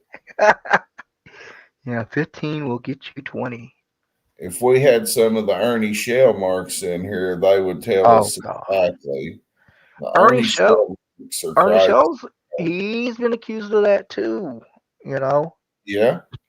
But did you And see what all happened with him in Massachusetts? Did you catch no, up to that when no, you didn't see none of that when he got no. caught? He was high on meth streaming in that gay dude's house, Chris. Okay, it was right after the riots in Minnesota. He was up there covering them, and he actually Uh-huh. he made bank off that shit. Oh, I believe it. I believe it. I mean, he got crazy views. Then he hops on a bus and he goes to Midway, Massachusetts, and he meets this dude. Goes to this dude's name's Chris. He met him on Uh-huh. Grindr. Well, he gets in there and gets high on meth, and he streams for about 2 or 3 days, just sitting on the steps. High on And meth. yep, and it's a bunch of homosexuals with meth. Okay. Uh-huh. So Nicolina and he gets so crazy. It was a highway run, but in a bathroom. He had a knife and he wasn't talking. Highway run in the bathroom? Yes, yes. Oh my And God. so Ernie was doing the highway run thing in the bathroom, and finally they give his location up. Nicolina Mhm, calls the police because Ernie needed the police called on him. He was in mhm. that bad of shape. And the police come and arrest him live. And Nicolina's on the phone. I'll send you all the stuff to watch. Or we Yeah, could send me. hell, if I could screen share, I could probably find it and pull it up. She's So another one. Her day is coming too. I think she's about quit. I don't know if she quit streaming or what, but I've not heard I nothing. I think she has too. When Or Ernie comes back, though, oh yeah. Oh but yeah. can Ernie come back from this? Because when he got arrested, the dude they started calling him Herschel because they're they can't understand Ernie's accent. And He's got Ernie, they didn't know that Ernie's name was Ernie. Well, the guy that was fucking Ernie, uh-huh. he thought his name was Cole, Cole, Oh my and God. he after he got arrested, Mhm, Nicolina had this dude named Clean Urine Stash that randomly lived like right down the street. Say Ernie got arrested at the commissary, and I was here. mhm. So the dude ran over there and knocked on Chris's door, the guy that was fucking Ernie, and did Uh-huh. an interview with him like 30 minutes after Ernie went to jail live on YouTube. And he interviewed him, and they went in there and he told him, he was like, "Oh, you didn't know this guy's name was Ernie?" And he was like, "No, he's Cole." He was like, "I know him as Cole." And he was like, "Oh man, he's got HIV." And Lord. and he was like this, but he was surprised, but he kind of wasn't really. Like Yeah. I think they all had HIV, honestly. Just But passing it amongst each other, a bunch of sickos. this guy named Clean Urine Stash was like, "Well, let's Uh, go in here and look through this motherfucker stuff, man. He's got HIV. And oh you Lord. all have been in a relationship." And he was like, "Yeah, we've been together a few days, and this ain't the first time he's been here." And he got Chris to talk about tying Ernie wanted tied up and fucked. Oh That's my what he God. said. Yeah, I'll send it every bit to you. Yeah, And send that to me. he got a complete interview. Well, they go through Ernie's stuff, and he was like, Uh-huh. "See, he was like, I told you he had HIV. Here's his Biktarvy medicine. You can sell it on the dark web." And he was like, "I think I should keep it. I just fucked him." Holy cow, bro! What the Then like? then this dude gets him to tell us that Ernie wanted to be tied up and fucked, and he felt weird about tying him up and didn't want to tie him up real tight, but Ernie wanted him to, but he didn't tie him up real tight, but he tied him up to a bed and fucked him. So you're Okay. you're Then telling me that your boy Ernie is a power bottom boy. he's a power bottom. That's exactly what the dude said. He's a But power bottom. then he gets Ernie's phone and goes through it. Ernie had so many grinder accounts. These motherfucking grinder accounts had expired. This Are is you how Ernie's serious? been. This was how Ernie was traveling the United States, was grinder and dating apps, men or women, preferably men. It even showed it on his grinder account that he was a power bottom, Oh and it my showed God. pictures of his eyes spread open and everything, which we didn't see them, thank God, but it showed Are that. you serious? Yes, yes. Chris showed us everything in Ernie's Bro, phone. Ernie he's had like another bag of dildos with him. what Uh, the I forget what all Ernie had, but when Ernie got what up, Jalen? When Ernie got to jail, he was in a a holding cell because it was Yeah, I was about to say they can't put mental. him in Gen He Pop started. because he's yeah. Yeah, they can. Yeah, they can. Not with his But HIV status. They can't. they did, and they had That must be a him. Massachusetts thing because I know You a can't lot of FOIA states, calls out of Massachusetts. It's very huh? that we couldn't get no calls FOIA from him from Yeah, Massachusetts. they It's Massachusetts. hard. I want to Yeah, say it's hard. it's a commonwealth like Kentucky. They pick and choose what laws and what regulations they want in their state. They're I think Massachusetts is a commonwealth. Yeah, it's So very hard. But Ernie's back in Madison County, Kentucky now. But what I'm getting at is when he was in the holding cell up there, mhm. somehow he got a bottle and pissed in it and shit everywhere and smeared it on the camera, smeared it everywhere, was What the throwing shit and piss, throwed a bottle of piss on a guard. And they went in there 5 deep. It took Ernie is they tougher brought the than goon squad in on they me. brought the goon squad in, not the edgers, the gooners. The And gooners, look, they the was ones sick. with the ones with the 10-inch steel toe boots that don't care about slipping water too old of you, kicking No, you in they your slipped ribs. and fell. They had a hard time whooping Ernie and I, containing him and locking him up. And it yeah, made the all that feces newspaper. and stuff, bro. He threw piss and shit all over them and kept doing it. As they was fighting, finally they contained him. And the Hmm. Midway Police Department put a news article out about it. It Holy was cow! that crazy. Fuck yeah. And I wonder if we'll see that. You ever watch those crazy prison films they show on YouTube where prisoners be flipping out and they got to bring in the goon squad to calm them it, down? I wonder if we'll see that on one of those. I don't know. People's tried to get the fucking footage, and it's so hard to do that evidently nobody's got it because Ernie got locked up in late January, early February, Oh yeah, I whatever it remember that. was. Yeah. That was the last time. Right after them riots in Minnesota, he went straight up there and stayed a couple of days. And he told me, I talked to him when he got to Massachusetts, and it's like I ain't streaming no more. I'm busy. I've got meetings for a few days. No, Bro, I he was ain't going to get no. home and Come get on. fucked in the ass. I mean, just like what his grinder account said. He I wanted used to to. be a power bottom, and Chris kept talking about how he fucked him and this and Mm, that.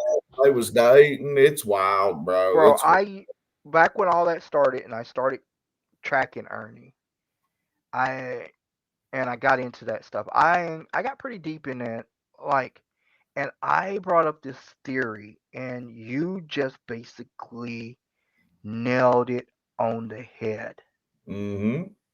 Ernie, I and I'm not saying because a lot of people accused him of killing people. Do you remember the rumor that was started that they said that there were? I am not sure if it was Sailor V behind Green Eyes or Nicolina.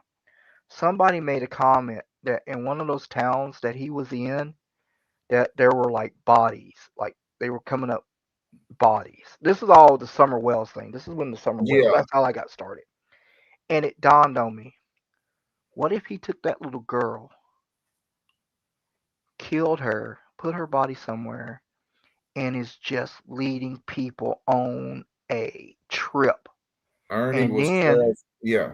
when all they exhausted all the leads, he'd pull this little girl. He'd go and find this little girl's body. And I Mm-hmm. like, I told people, I said and the reason why I had to quit because one, I was getting too obsessed with Ernie.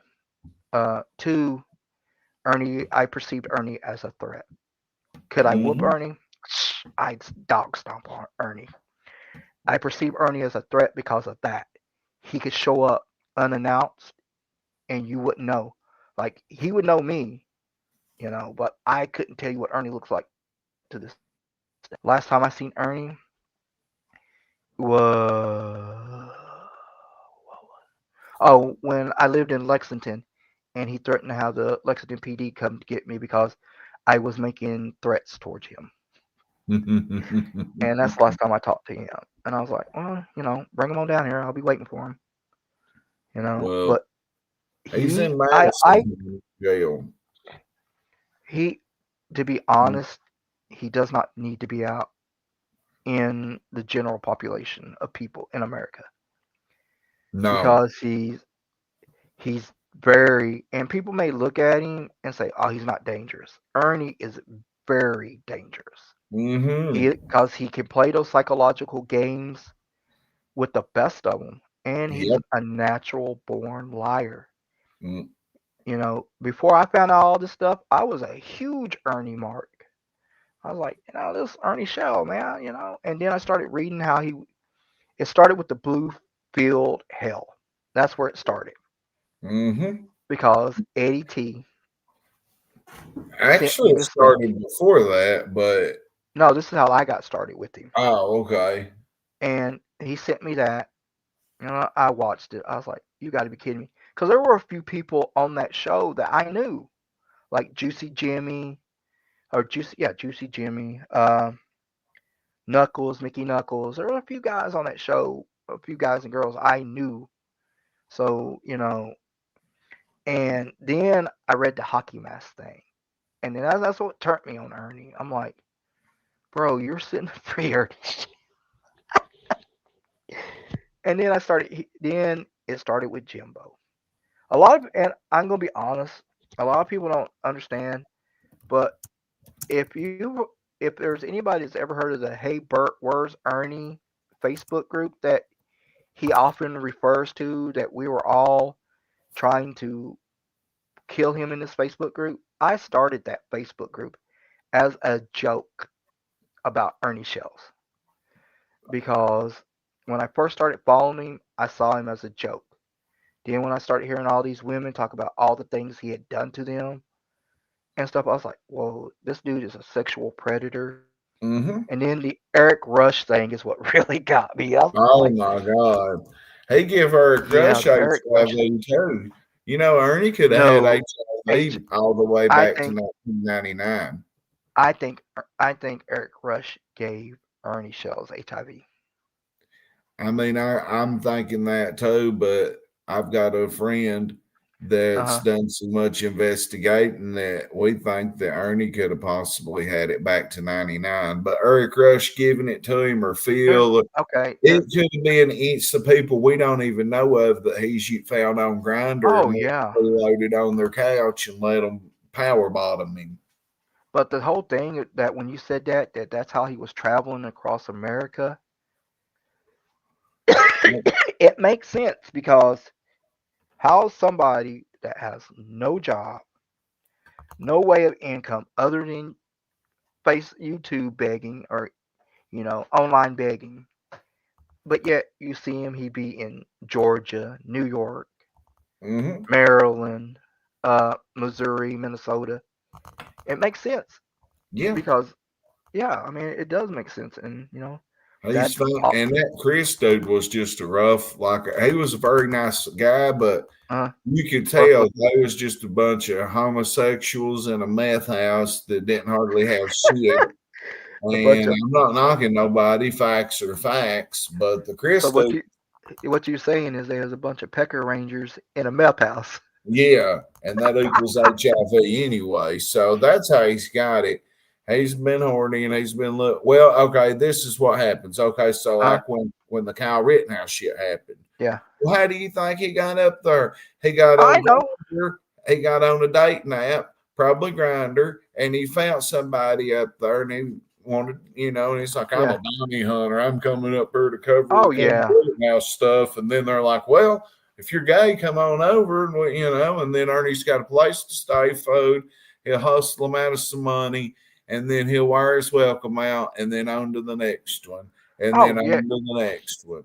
that's always like I remember, and you was talking about y'all think he might have had as early as '99. When did I start in PC? When did he come to PCW? So now Jimbo and them, now think about that. How long Yeah, could Jimbo and them have had it? Because you know they was having running a I 2-man sow on. Well, they was fucking while Thelma was watching, and then they'd put a shit dick in her or something. You know what I mean? now Like, do you know this or is this a rumor or look, everything I've said about Ernie, no matter how nasty and vulgar and foul, like you ass I banging can't help some it. a bitch and I this and mean, that.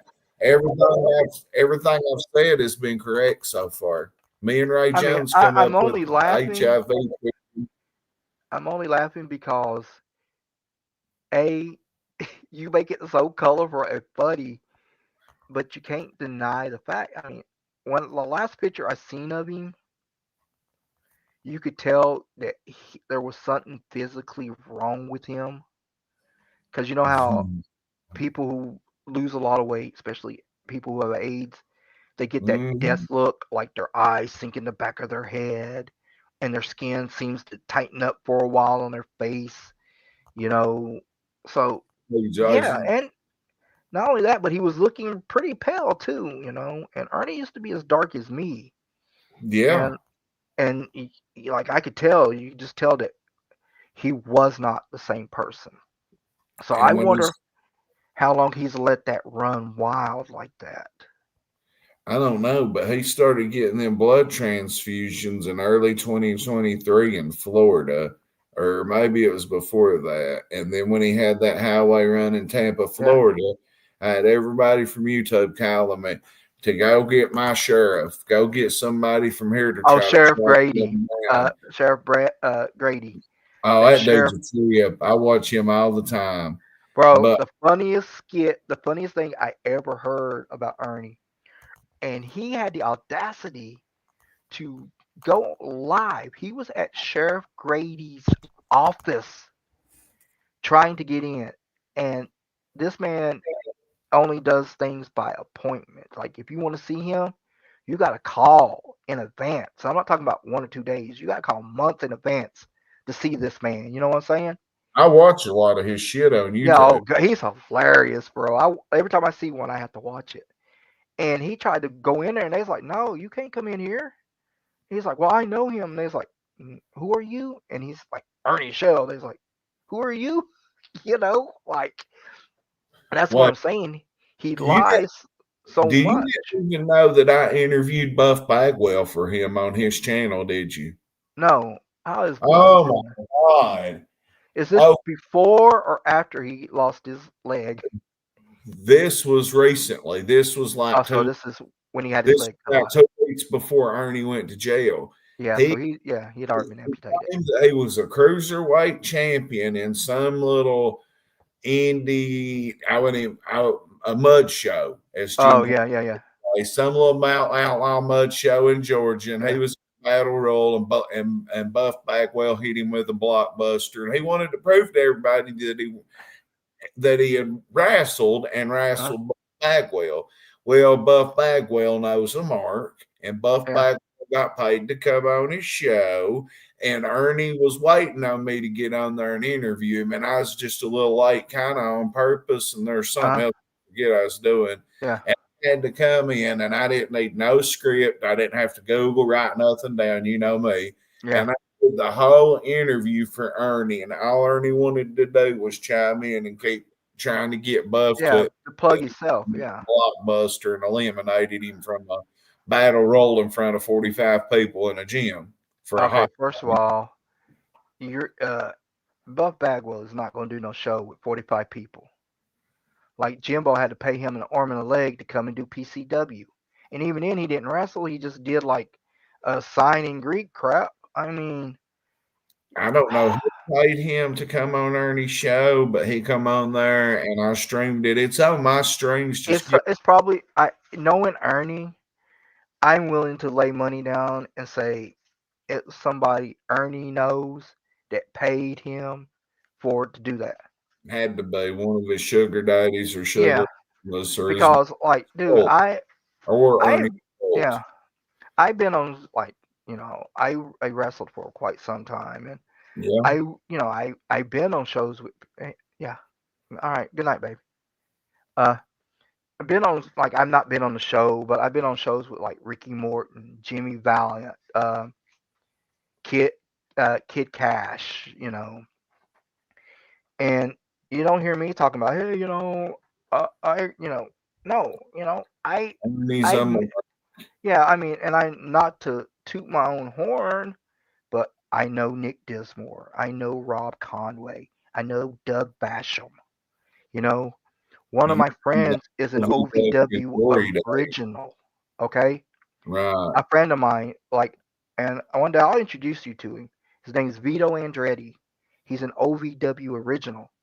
He's the one that got me in. Well, I didn't get to train in OVW, but I did security, and I had a little training, like I said, with Ian. But that's how I got my foot into OVW doing security because of him. So I've met a lot of guys. You don't see me going out here trying to go out of my way to prove, hey, we were in the ring together. Because I Mm-hmm. wasn't in the ring with these guys. And I don't think Buff Bagwell, I don't know, if he's anything, if what Jake Snake says about pro wrestlers being whores, he may have done a show in front of 45 people, but I guarantee you, whoever booked him, it cost him a lot of money.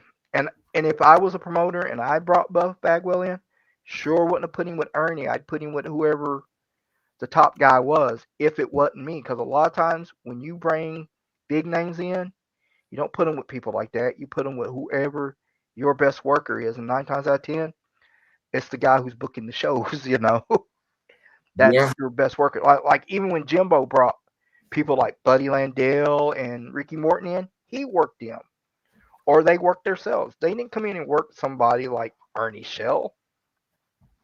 That's an embarrassment to poor old Ricky Morton. I have to wrestle Ernie. Oh Lord, Ricky Morton. Poor old Ricky. My cousin is Matt Sigmund.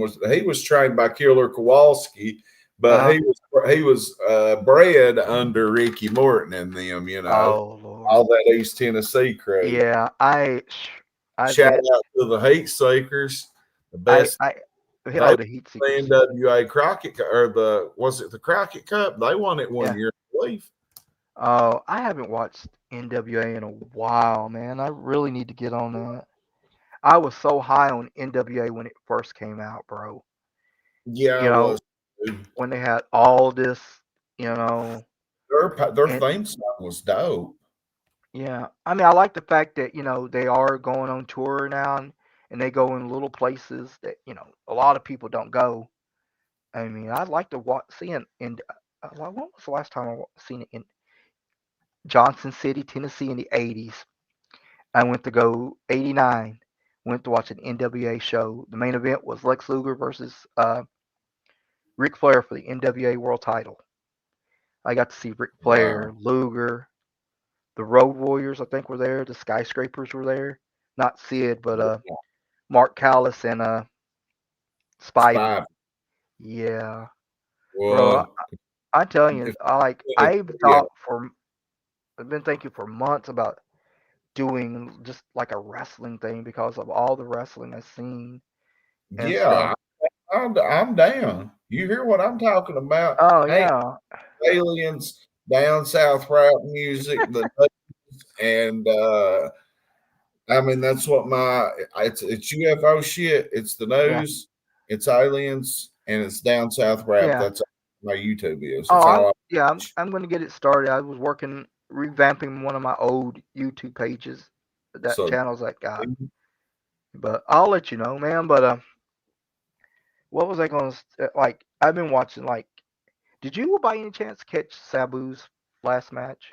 I was Um, there. you was at Joey Janelle's I thing was with in fucking Sabu. Vegas. Yes, I Was was that there. in Vegas? Bro, I went to Vegas last year. I was at Oh Raleigh. yeah. I forgot. That I was just recently had the watched dude you I do went that. with hollered George Floyd during we was watching the Conrad Thompson Uh, show that they put on. during the middle of the day, we watched Oh, we that's right. You did go out to WrestleMania yeah, last we year. watched I forgot all Tokyo about that. Ocean Pro. We watched another Japanese women's, I think, and then we watched we watched another wrestling show that Mhm. day, and then we went back the next day. And Murder got drunk and yelled George Floyd when Jonathan Grisham got put in an arm bar and got a knee put in his neck by Matt Riddle and about Uh, got fucking killed. And that was the end of Murder. When I got back, he stole yeah. my $10,000, and that was Oh, that was murder you went with? yeah, bro. He stole my Oh, $10,000 and everything. But oh, he was a jeez, man. racist fucker, and he got out there and said that. And I'm talking every color, every race in the world Uh-huh. stood up around us in the Palms Resort Casino, and was looking. And I'm like, how are we gonna fight out of here? I've got this dude bought my plane uh, ride, the hotel. oh, so You you was know, pulling an Ernie shell. I was trying to get the fuck out of there. I was Was you scared. was you on the bottom like shell? Oh no, uh-uh. Okay, I was wondering if you was gonna catch my joke there. I heard the man had a crush on me because he said some weird shit back at the hotel, and then Who? he got Ernie had a crush on you, or murdered. murder? Murdered. I think he did Who had a because crush on you? when Ashley come around, he got shady, and that boy's worth a Who? lot of Ernie money. or murder? Murdered, and then he Oh, stole my money and dipped. I let him. He was about. I give him 10,000 to invest in a flip house, yeah. and all of a sudden he dipped when Ashley come around after Vegas. But hey, Oh he man. I don't. He yelled George Floyd, and it Uh-huh. was really. And I looked at him, and there's one seat 18 inches in between us, one seat. I said, "What? Fuck! I'm high as Uh, fuck the pot, too high to yeah. be off the weed, and he's too drunk, and it's daytime." Hmm. And when he yelled George Floyd, everybody was standing up around us, I look and I said, "What the fuck?" And he said, "What?" He had his knee in the N-word's neck, and I started shaking my head and grabbing my mane. Everybody in there was standing up, big old huge dudes that looked like Tom Dunson and Walt Dunson in their Oh prime. God, you don't want that on you. Oh, Then there was these Ooh. skinny marks standing up, and everybody was starting to stand up, hollering, "That's too much!" And Murder had been just yelling ridiculous. Yeah. You don't understand the wrestling life, like you don't Uh, that, yeah. like you don't say I that. Period. The Like, funniest thing I ever watched of it's non wrestling, but I was on the bus in Lexington of all places, and like everybody on the bus was black, dude. Like I'm talking about, they say there was so much black it was purple. That's how black it was. I was sitting in one seat. We stopped by of all places, Fayette County courthouse. White dude, you can tell he was gay. Had both his ears pierced. Had this little blouse on, straw hat. Comes up, sits down, flops down by this black woman. She says something. He says something. She says something. He said, "That's okay, honey." He said, "All these niggers on this bus knows me, bro." Every black person on that bus got up. I was like, "Oh God, they're gonna kill this dude." And I'm like 5 seats across from this dude. I was like, looked up. I hear, "That ain't funny." I turn around. 6'5", about 295. Looked like he could drive his fist through a brick wall. Black dude talking about, "Hey, bus driver, stop this bus." I was like, "Oh God, I'm gonna witness a murder." But yeah, you gotta be careful what you say, bro, because hey, a lot of people you're are mixed. just looking for reasons to go off. You're mixed, and Ye- I mean, Real? Yes, yes, yes. but you can. I assume you consider yourself black, right? I just consider myself a human being. Right. Okay. I get it. Yeah, yeah. Yeah, I feel you. Still, It just like, depends on where I'm at. yeah, well, that works too. Because, Like in Harlan, I'm just a black person. In right, Corbin, I'm that word that you mm, can't use. Even though Corbin Corbin as is fuck. changing. It Yeah, is, Corbin has been changing. it's getting a lot of different color in finally. But have you seen Well, that's that because dog? the highway. Yeah, What? that documentary on YouTube from the early '90s or late '80s about. Yeah, Oh my God, which I knew that back then because my papa, where my mom lives at on Meth, it lives right up the road in London. yeah. So I would, yeah, that's a Oh, I've seen that one. You're talking about when they were putting the railroad through Corbin, and all the railroad workers were black, and they were playing poker with this white dude, and they took his money, or they won all his money. He went and told everybody he got robbed, and they loaded them all back up on the train and sent them back out. Is that the no, documentary you're talking about? no, this one had football players in it. It Oh had no, Graham's there's football. one that they talk about, like, apparently Corbin used to be multiracial. Like they had blacks, all that. Well, when the railroad started coming through, all these other black people from other states were working with the railroads. Apparently, they had set up a camp in an area that they were working in. They had all got drunk, was playing poker with a bunch of white people. Story goes, these black guys end up taking all the money from the white people fairly in the game, and they just they went and got the people together in the town of Corbin and told them that the black people that were working for the railroad were taking advantage of them and took their money, robbed them, and they basically told them they had to get up on the train and get out. That they were not welcome in Corbin, and that's supposedly what started the racism in Corbin. Wow, I didn't know Yeah. that. Oh, dude, there's all kinds of stuff. Like there was a sign in the 40s, 50s, 60s, and I want to say 70s. Corbin used to be known as a sundown town. You know what that is? Don't be out after sundown. Especially if you're black. They used to have a sign, and it's funny because a wrestling promoter is the one that told me this because he lived in Corbin, and he's like, there used to be a sign that said, "Don't let the sun go down on your black butt in Corbin." Because in other words, if you were caught in Corbin after dark, you would not be seen again. So yeah, Corbin used to be one of those little towns where black people weren't allowed to go to.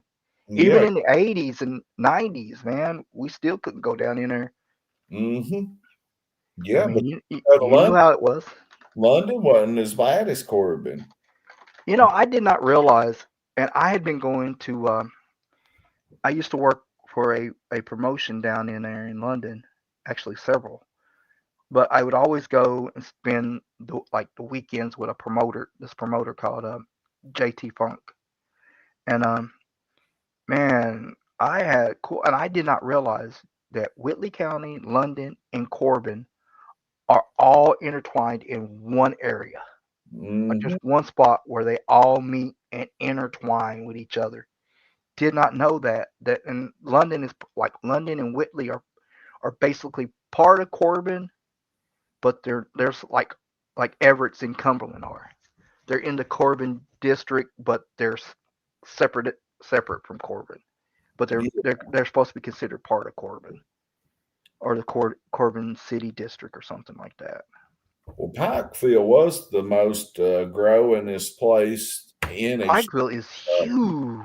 It's very huge, but Yeah. I think London and Corbin is passing Pikeville up. Well, I can. Corbin and them, they got that highway running through it now, and so does Pikeville. Pikeville's got a nice little highway up in there. What Mm-hmm. It kills takes Pikeville is 3 hours to get to Pikeville. You can get over there in an hour and 45 minutes now, probably. oh yeah. Problem with Pikeville is it's up in the mountains, bro. I'm like it's deep up in there. I lived over there in 96, 95, 96, Really? a little I was bit over there. in Phelps. Oh, Or Phelps. Yeah. vote for Benjamin Hurley, by golly. I went to Pikeville during hillbilly days, man. I did too. And twice on work release over there in jail. So you was over in jail over there. Was you? Nah, you were still in school in '96, wasn't you? Yeah, but my dad lived over there then. Oh, okay. Yeah, yeah, yeah. But I was over there. I went because I dated a girl from Pikeville. So We lived in Lexington, and she's like, "Hey, you want to go to Pikeville with me?" I was like, "Sure," And I thought, it used to be you had to go through Harlan. My way to get into Pikeville was going through Harlan, through Cumberland and all that. Yeah. But she took me. We went some way, and she hit an intersection, and it seemed like we were in Lexington, and then all of a sudden, boom, we was in Pikeville in less than 2 hours, Yeah. maybe Keep three at the going most. like Prestonsburg and go south. Yeah. Now that's another little racist little town is Prestonburg. I've Ain't too been many black people over there. I've been there one time. I went by it. But I like Pikeville. Pikeville is what makes Pikeville so different is Pikeville has a college. Pikeville's a college town. So you That's got where a your brother lot of went. uh, uh Your oh yeah. brother actually went there Yeah, when my we little grew up. brother that was his first college he went to Mhm. play football. But Yeah. Pikeville, I went to Pikeville. I wanted to go see all the Hatfield and McCoy stuff. That's the only reason why I went. And I went by where the Hatfields actually live in Pikeville. And no offense, but I swear there's got to be some serious inbreeding going on in that little area. Cause Oh, bro, like we drove by and she said, "You see all those houses?" And I'm talking about there was like I want to say probably a good 4, maybe 5 football fields long, nothing but houses. She's like, "That's where the Hatfields live." She said, "Or the majority of them." I was like, "Wow." It's like so yeah. I they crazier because they kept fucking each other. So did the boys. And they just kept interbreeding and getting crazier and crazier. And they end up looking like Robert Witt or something. Hey, I seen the interview with Roy Moore. Where did you find Roy Moore at? You know where well, there, I won't go there. But I, you know What?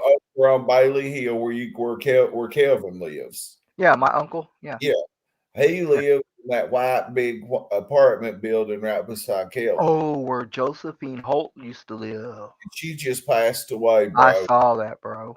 I May saw she that. rest in peace. Her and Betty Josephine, Ann used to be my babysitters back in like 1991. her and who?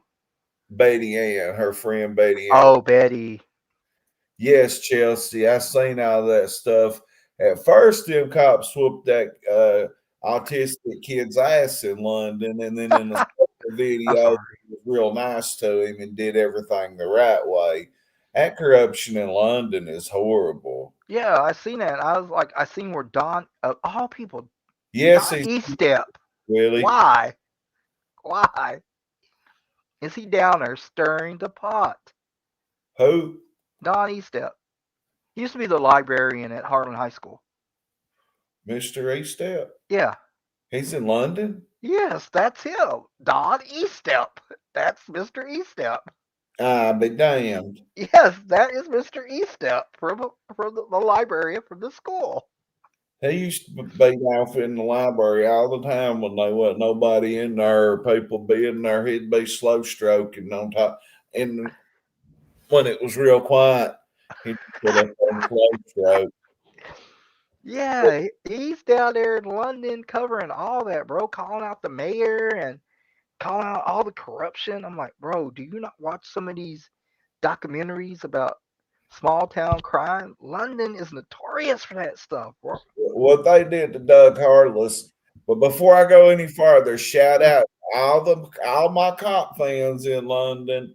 Shout out to all my cop. I got a lot of police fans down in London, Corbin, Oh, Knox. I mean, and But don't fuck what they did to Doug Harless, man. If anybody that supports that, fuck you.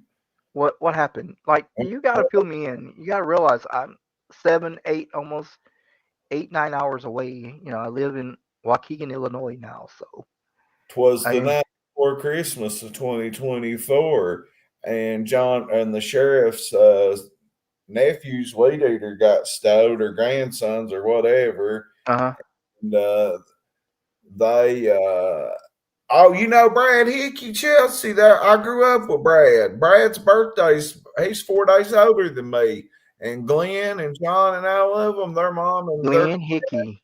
I have not seen Glenn Hickey in years. Glenn runs that big mobile home. He owns that mobile home place in Middlesboro on the left, going towards the red lights Uh huh. towards. Glenn owns that. Yeah, Oh I yeah, was I raised haven't. in Chelsea. The Glenn Hickeys. That was Hickey. another family that was crazy. Who Now was they're all in that family? I know Glenn. John, Chris, Brad, and then may she rest in peace. There's little sister Mary Ellen. Wasn't there an Andrea Hickey too, or was that a cousin? Must have been a cousin. Yeah. Because I could still tell you their home phone number. If Lee and Hickey still got a landline, the last 4 digits is 7495. I could still remember that because Who has a landline in this decade? Oh, I know. There's probably still a lot of people that do. Lee and Hickey taught me how to tie my shoes. My daddy didn't, my mommy didn't, none of my family. Lee and Hickey did, but Luana used to babysit me and my brother. So Ah, I stayed with them, or they stayed at my house because where Lee and Hickey lives in Baxter's, where uh, I grew up, and I grew up on the hill, the road up the scenic drive right in front of before you cut up their hill. They're the yeah. second hill in Black Bottom. I was the first hill, so I was raised with them. Um, Oh, you you was remember? raised down in Black Bottom in Yeah, Laurel, or is that no, in Laurel or Wallens? the Baxter side, Oh, the back. Oh, over there where her mom and him are where my Granny Sharon's beauty shop was, where Hillary worked. at. Hillary. That's right. Yeah, and Willie Lewis and all of Oh them. yeah, I They, I know all them, man. Willie said hi. He said, Uh, "Hey, Scotty's in chat." Kurtzburg. I'll tell Willie I said hi. Yeah, I know though all of them. I know his me and his uncle George used to be real good friends, man. Boy, George is a side. Yeah, he You used know to when be they a dug you remember when they dug them fucking graves up, no yo? comment, bro. No comment. At Tom Knight. I wonder whatever happened to I him. I I will go ahead and share it because it's no big deal. Yeah, it ain't no big deal now. Uh, A year ago. the okay, the week it happened, like you gotta understand, me and George, there for a while, we were thick as thieves, bro. Like I still consider George to be a good friend, and Yeah. I haven't talked to him in years. Well, the week that happened, I just so happened, I think, yeah, it was the week I decided I was going off to college. 2 days after I had left, that's when they did all that grave robbing stuff. And my Memorial. grandma called my dorm room and she's like, "Hey, your buddy George just got arrested for grave robbing." I was like, "What?" And she's like, "Yeah." She said, "It's a good thing that you decided to go off to school." She said, "Because you would have probably been there with the." That's how thick. That's how thick it is. Like George could come to my house and say, "Hey, let's go to Everett's," and I'm like, "How are we getting to Everett's?" And he'd give us, and he'd be like, "I got 2 bikes," and we'd bicycle all the way to Everett's, Kentucky. God. Yeah, bro, that's just didn't have nothing else to do. But George is still to this day is I consider to be a cool person. Off his rocker a little, but George is a good person. Well, let me tell you this. It was Memorial Day weekend of 95. And Hmm. that Monday, Memorial Day Monday, me and Charlie Brock, you remember him and Big Yeah, Stone? yeah, Me and him and David and Jason Sullivan and Willie's brothers, Sean and Parker and Chris and yeah, Gavin, we were all going down the hill from where Liddy made George's. yeah. Up there on that old hill on Baxter. Like, Yeah, I yeah, I see. I know. was right There's above. They got 2 houses there. Yeah. Yep, I live right above them, and we was Mhm. going down the hill Uh huh. to the riverbank or the railroad tracks, and George and Tom Knight and David and Jason Sullivan's sister Jamie stopped us, and they was like, "Hey boys, did y'all hear anything about some graves getting robbed? Did y'all?" It was early, like 9 in the Yeah. morning, and we was like, "No, what are you talking about?" Because they are older than us, Yeah. and Charlie Brock was about 2 or 3 years older than me, but George and them, Yeah. and they're older than us, and we was like, "No, what are y'all talking about?" And they was like, "We heard somebody dug up some graves and this and that," and they pulled out an old LTD or some old LTD or some kind of big Mhm. old car, and we went on. And then when it broke out in the news and stuff, we kind of figured, we kind of knew, You and know who did it? they had that award reward money out forever, and uh and I reckon David Carmack, who yeah, George David, him and because David if I call correct, they got Carmack, into an argument or a fight, and I think George beat David up, or I don't know how it went, but David got mad at George, and he knew that George and that boy had went and robbed him graves, and he turned him in. yeah, and, Yeah. and then George, you remember when he escaped from the old jail? Yes, bro. I was on spring When break when all that Steve happened. Click wasn't the only one. George, Yeah, didn't he climb through the duct shafts? motherfucker, Didn't he like yeah, climb through the ventilation shaft? And then, if I'm not mistaken, didn't he drive around with his ex-wife, threatening to kill both of them around Harlem when he drive? probably, Yeah, probably. God, that's been years, man, years. I'll tell you what, the last time George and David fought with William and Briss, Huh? it had to be '05, about '05 or something. George and him fought down there where them two houses was when they Oh, where hit they it. lived at? Yeah, they fought with table legs and Oh, everything. they were And George beat crazy. David to a pulp. Yeah, yeah, because George was crazy. I'm Hmm. telling you, George Carmack is crazy. I Yeah, remember that those two houses that lived there, they owned both of them. His mom owned both of them, yep. and they were renting one out to this dude, this family. Well, one of the guys was a burnout, bro, and he would have these episodes where he would come out of the house butt naked and hump a tree. So I, I was just Who shucking my was head at some of this stuff, really? huh? I'm The asking. people that was renting the house from George's mom, their son had some kind of was either burnout on hardcore drugs, but every once in a while he'd have psychotic episodes where he would go out naked and try to hump the tree. This is back in the 90s, bro.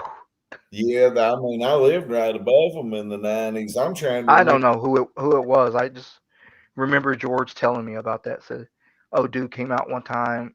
Either he was high or having a breakdown, naked, and just started humping the tree." Yo, I remember when Easter at '95 when John Boggs, as big as he was back then, rest Uh, in. I think he tried to fuck Lady Mae, and he was with yeah. Vicky, and him and Oh, Big John Boggs. You talking about? Oh, blonde him headed dude, him and David Carmack fought down there, and they tore the house down fighting. And bro. Kevin I've and John and Parker was the house, and I think mhm. Kurt Willie was probably over in Sunshine, but they tore the house down there fighting. I ain't for sure who won, but that was crazy. I remember John Boggs. I didn't know he passed away. Yeah, John's been gone for over. He's probably been gone 12 years now at least. What? How did he pass away? Man, he got on drugs real bad, and then he lost a leg and was living with the preacher. And from there, I forget exactly what happened. It may have been some kind of infection or something. But Bro. once his Go ahead. leg, you remember WCW when Jeep Swanson come in? Yeah. That's who he looked like Oh yeah, I remember John. Yeah, at that I time. remember John. John tried to rape Lady Mae drunk. Yeah, there you go, Willie. That's what happened. And him and Dave Carmack fought like hell down there. Oh yeah, bro. That family was crazy. Hell I yeah. mean, crazy. That's why Kurt's crazy like he is. Well, Kurt got dealt the double-edged sword. I mean, come on. He's got the Lewis blood in him, and then you got well, yeah, he got dealt a bad card there. You got to look. He's got the Lewis blood in him. He's got the Carmack blood in him, and then he's got the Greer blood in him. And if you know Steve Greer, who's my uncle, God bless his soul, he passed away. Man, them Greer boys, with the exception of my dad, him and Kevin, they were. The Undertaker used to say, Mess with me and I'll make you infamous. Them dudes were infamous in Harlan. Mm-hmm. I was told many times, it's like, boy, your uncle got a cell with his name tattoo platted on the cell just for him. I So believe. yeah, I mean, bro, the stories I could tell you about those guys, man, but I'm not going to because I wish oh Gary would sit down and let me interview him about boxing and stuff back in the day. oh I really want to get into interviewing people. well, But bro, you're on you definitely got a niche because online news is the thing now. You look at the dude who broke the Somali thing. He was a YouTube influencer interviewing. There's a guy I follow. Oh, what is his name? He wears a matter of fact. You'll see him every time they have a White House press conference. He was one of the first online YouTube news people that got a pass, a press pass to the White House, and he's not even a He's not even a Republican, but he's like one of these people that reports all the news. I have to send you a link to him. He started out on YouTube. You know, people don't trust the mainstream media now. The days of independent journalism is where it's at.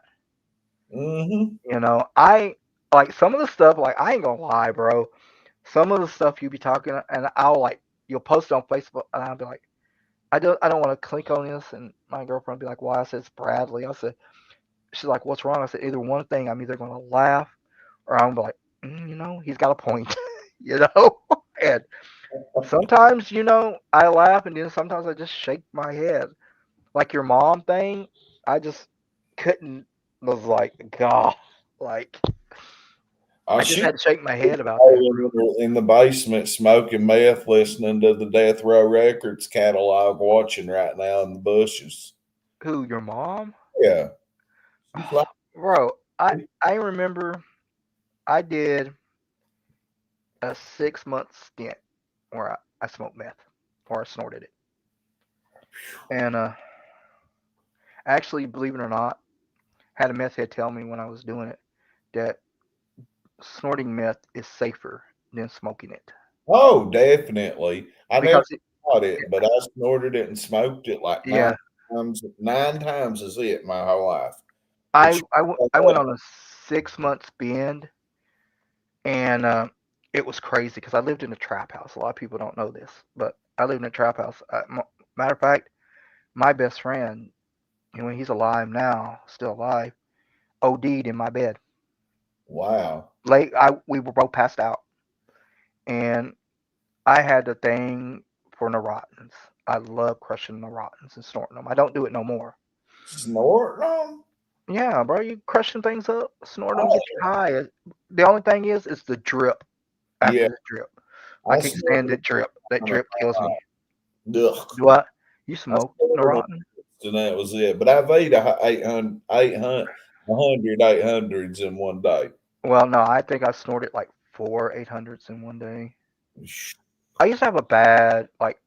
I'm not like I have this ability, and I never realized it, but I have a non-addictive personality. I wish Like that.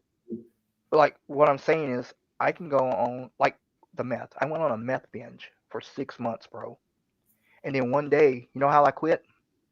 My friend and this girl who ironically ended up banging a couple months down the road after we were all sitting in the kitchen. I think I had just got done snorting a big line or doing a big rail of meth, smoking a big rail of meth. And we're just sitting there, and my buddy Dustin's like, "Hey, can I borrow your backpack?" I was like, "Yeah, yeah, yeah." So he puts all this stuff in his backpack. Comes back, brings Amber. I'm like, "Hey, what's up, Amber?" She's like, "Hey, we're gonna party." I was like, "Yeah." So we're up there, and meth comes out, and I'm like, I'm just gonna smoke my little rail. Or Dustin's like, "Here, have another line." So I start the line, and I'm sitting over and I'm watching them. I'm like, "What are you guys doing?" And I watch Justin break it down, put a little water in it, pull out a syringe, popped it in his arm. I was like, okay. Didn't say nothing. Then I watched Amber take the syringe from me, wipe it off on her pants. Pow! I got up. I said, you know what? When you guys are done, get the F out. I said, because you guys just gave me a reason to stop right there. And I put it down, you know. And look, people don't realize I got tons of tattoos, hand, neck tattoos, all that neat, wonderful stuff. I'm definitely terrified of needles. When I go to the hospital, I have to have a nurse and another nurse in the room if there's going to be a shot because I had to have a nurse talk to me while the other nurse pops it in my vein. Because when I was laying up in Lexington fighting for my life because I had a fungus infection in my lungs, I had a woman sit and she couldn't hit my veins and she like made it look like I was shooting up meth all day in my head. So yeah, that's when I stopped meth. It was just I never I'm shot it. huh? I never shot it. I Oh never no, did. Well, I only smoked it out of a pipe a yeah. couple of times and didn't like that. And I Oh did yeah, snorting it. It was the easiest ways that I did do it. I yeah. never really enjoyed it. Like I I always shot I on it, didn't but because go ahead, 9 times go ahead, answer. while I did it. Oh, I didn't like it because I didn't like the person that it made me. Like when I lived in this trap house, I was dating this mixed girl, black. Her name's Taina. And well, one night we're all sitting. This is a trap house, so we got people coming in and out every day. They're either bringing alcohol, they're bringing drugs, they're bringing some crack hoe that they're going to sell some crack to so they can sleep with. You know, people coming in and out of this house all the time. Well, we all sit. I remember it because we was having this big party. There was like 20 of us crammed in a kitchen, real small kitchen, drinking, smoking weed, doing meth, doing whatever. Well, I was sitting in the corner, and the girl I was with, she comes to me, and I was like, it's like, baby, I want to go to bed. I was like, well, go to bed. She goes, I want you to go with me. I was like, no, I'm not going. Of course, I'm high on meth. And she keeps running her mouth, and I looked up. I said, Tiny, I said, you have two choices. I said, either go to bed, or I can put my foot in, I can stomp you right here and there. And she was like, well, I was like, okay. I said, that's your first one. I said, if I get up, I'm slapping the piss out of you. And my friend at the time, this white dude I called him Fat Josh because he was like 500 pounds, white dude. He never had a girlfriend because he couldn't bathe and he stunk like crap. He raises up, looks at me, he said, she's a lady, don't talk to her like that. I turn around, I said, Josh, I said, make no mistake, fat boy. I said, after I get done stomping her, I'm coming for you. And he was like, oh, I'm gonna chalk it up. It's the meth talking. I was like, bro, make no mistake, meth or not, I'm caving your fat skull in today. And so after it took like 3 or 4 people to talk me down, I had to go outside and walk around the house, bro. That meth is nothing you want to mess with, bro. It don't matter what mood you're in. It's just gonna put you in a mood to like. To me, it put me in that mood where I was paranoid, but I was also hair trigger. Like I was just waiting for somebody to say something to give me a reason to pick up something and just smack the piss out of somebody. Not me. It made me a chicken shit. It's No. I freak out on that shit, but I'll never touch. Oh Like no. it was Yeah. recreational for me every time. I never had a habit with that, but Oh. I did I with mean, needles and Suboxone and opiates, and oh yeah. Opiates were my thing, dude. Like I dated a girl and her dad got like all these muscle relaxers. So he comes up one day and he's like, "Hey," talking to the girl I was with. He's going, "I got this jar of muscle relaxers." And she's like, "Well, how strong are them?" He's like, "They're like the strongest. Like I think it was like 800 milligrams that he was allowed of a muscle relaxer, something like that. Not sure." Well, it was in a little bottle, dude, about 300 of them. I think me alone, close to almost 200. Like yeah. every other day, crushing them up, snorting them, or eating them up. That's my thing. Like, I won't do coke, but I'll crush up a pill and snort a pill before I do any drugs. Which I don't do drugs. Period. Me neither. Me neither. But I don't. I don't even consider weed a drug. Which No. you got to look up this thing, dude. It's called Maha Meds. Okay, it's a it's a pen. It's a cart, bro. This is some of the best weed, vape weed you could get. Like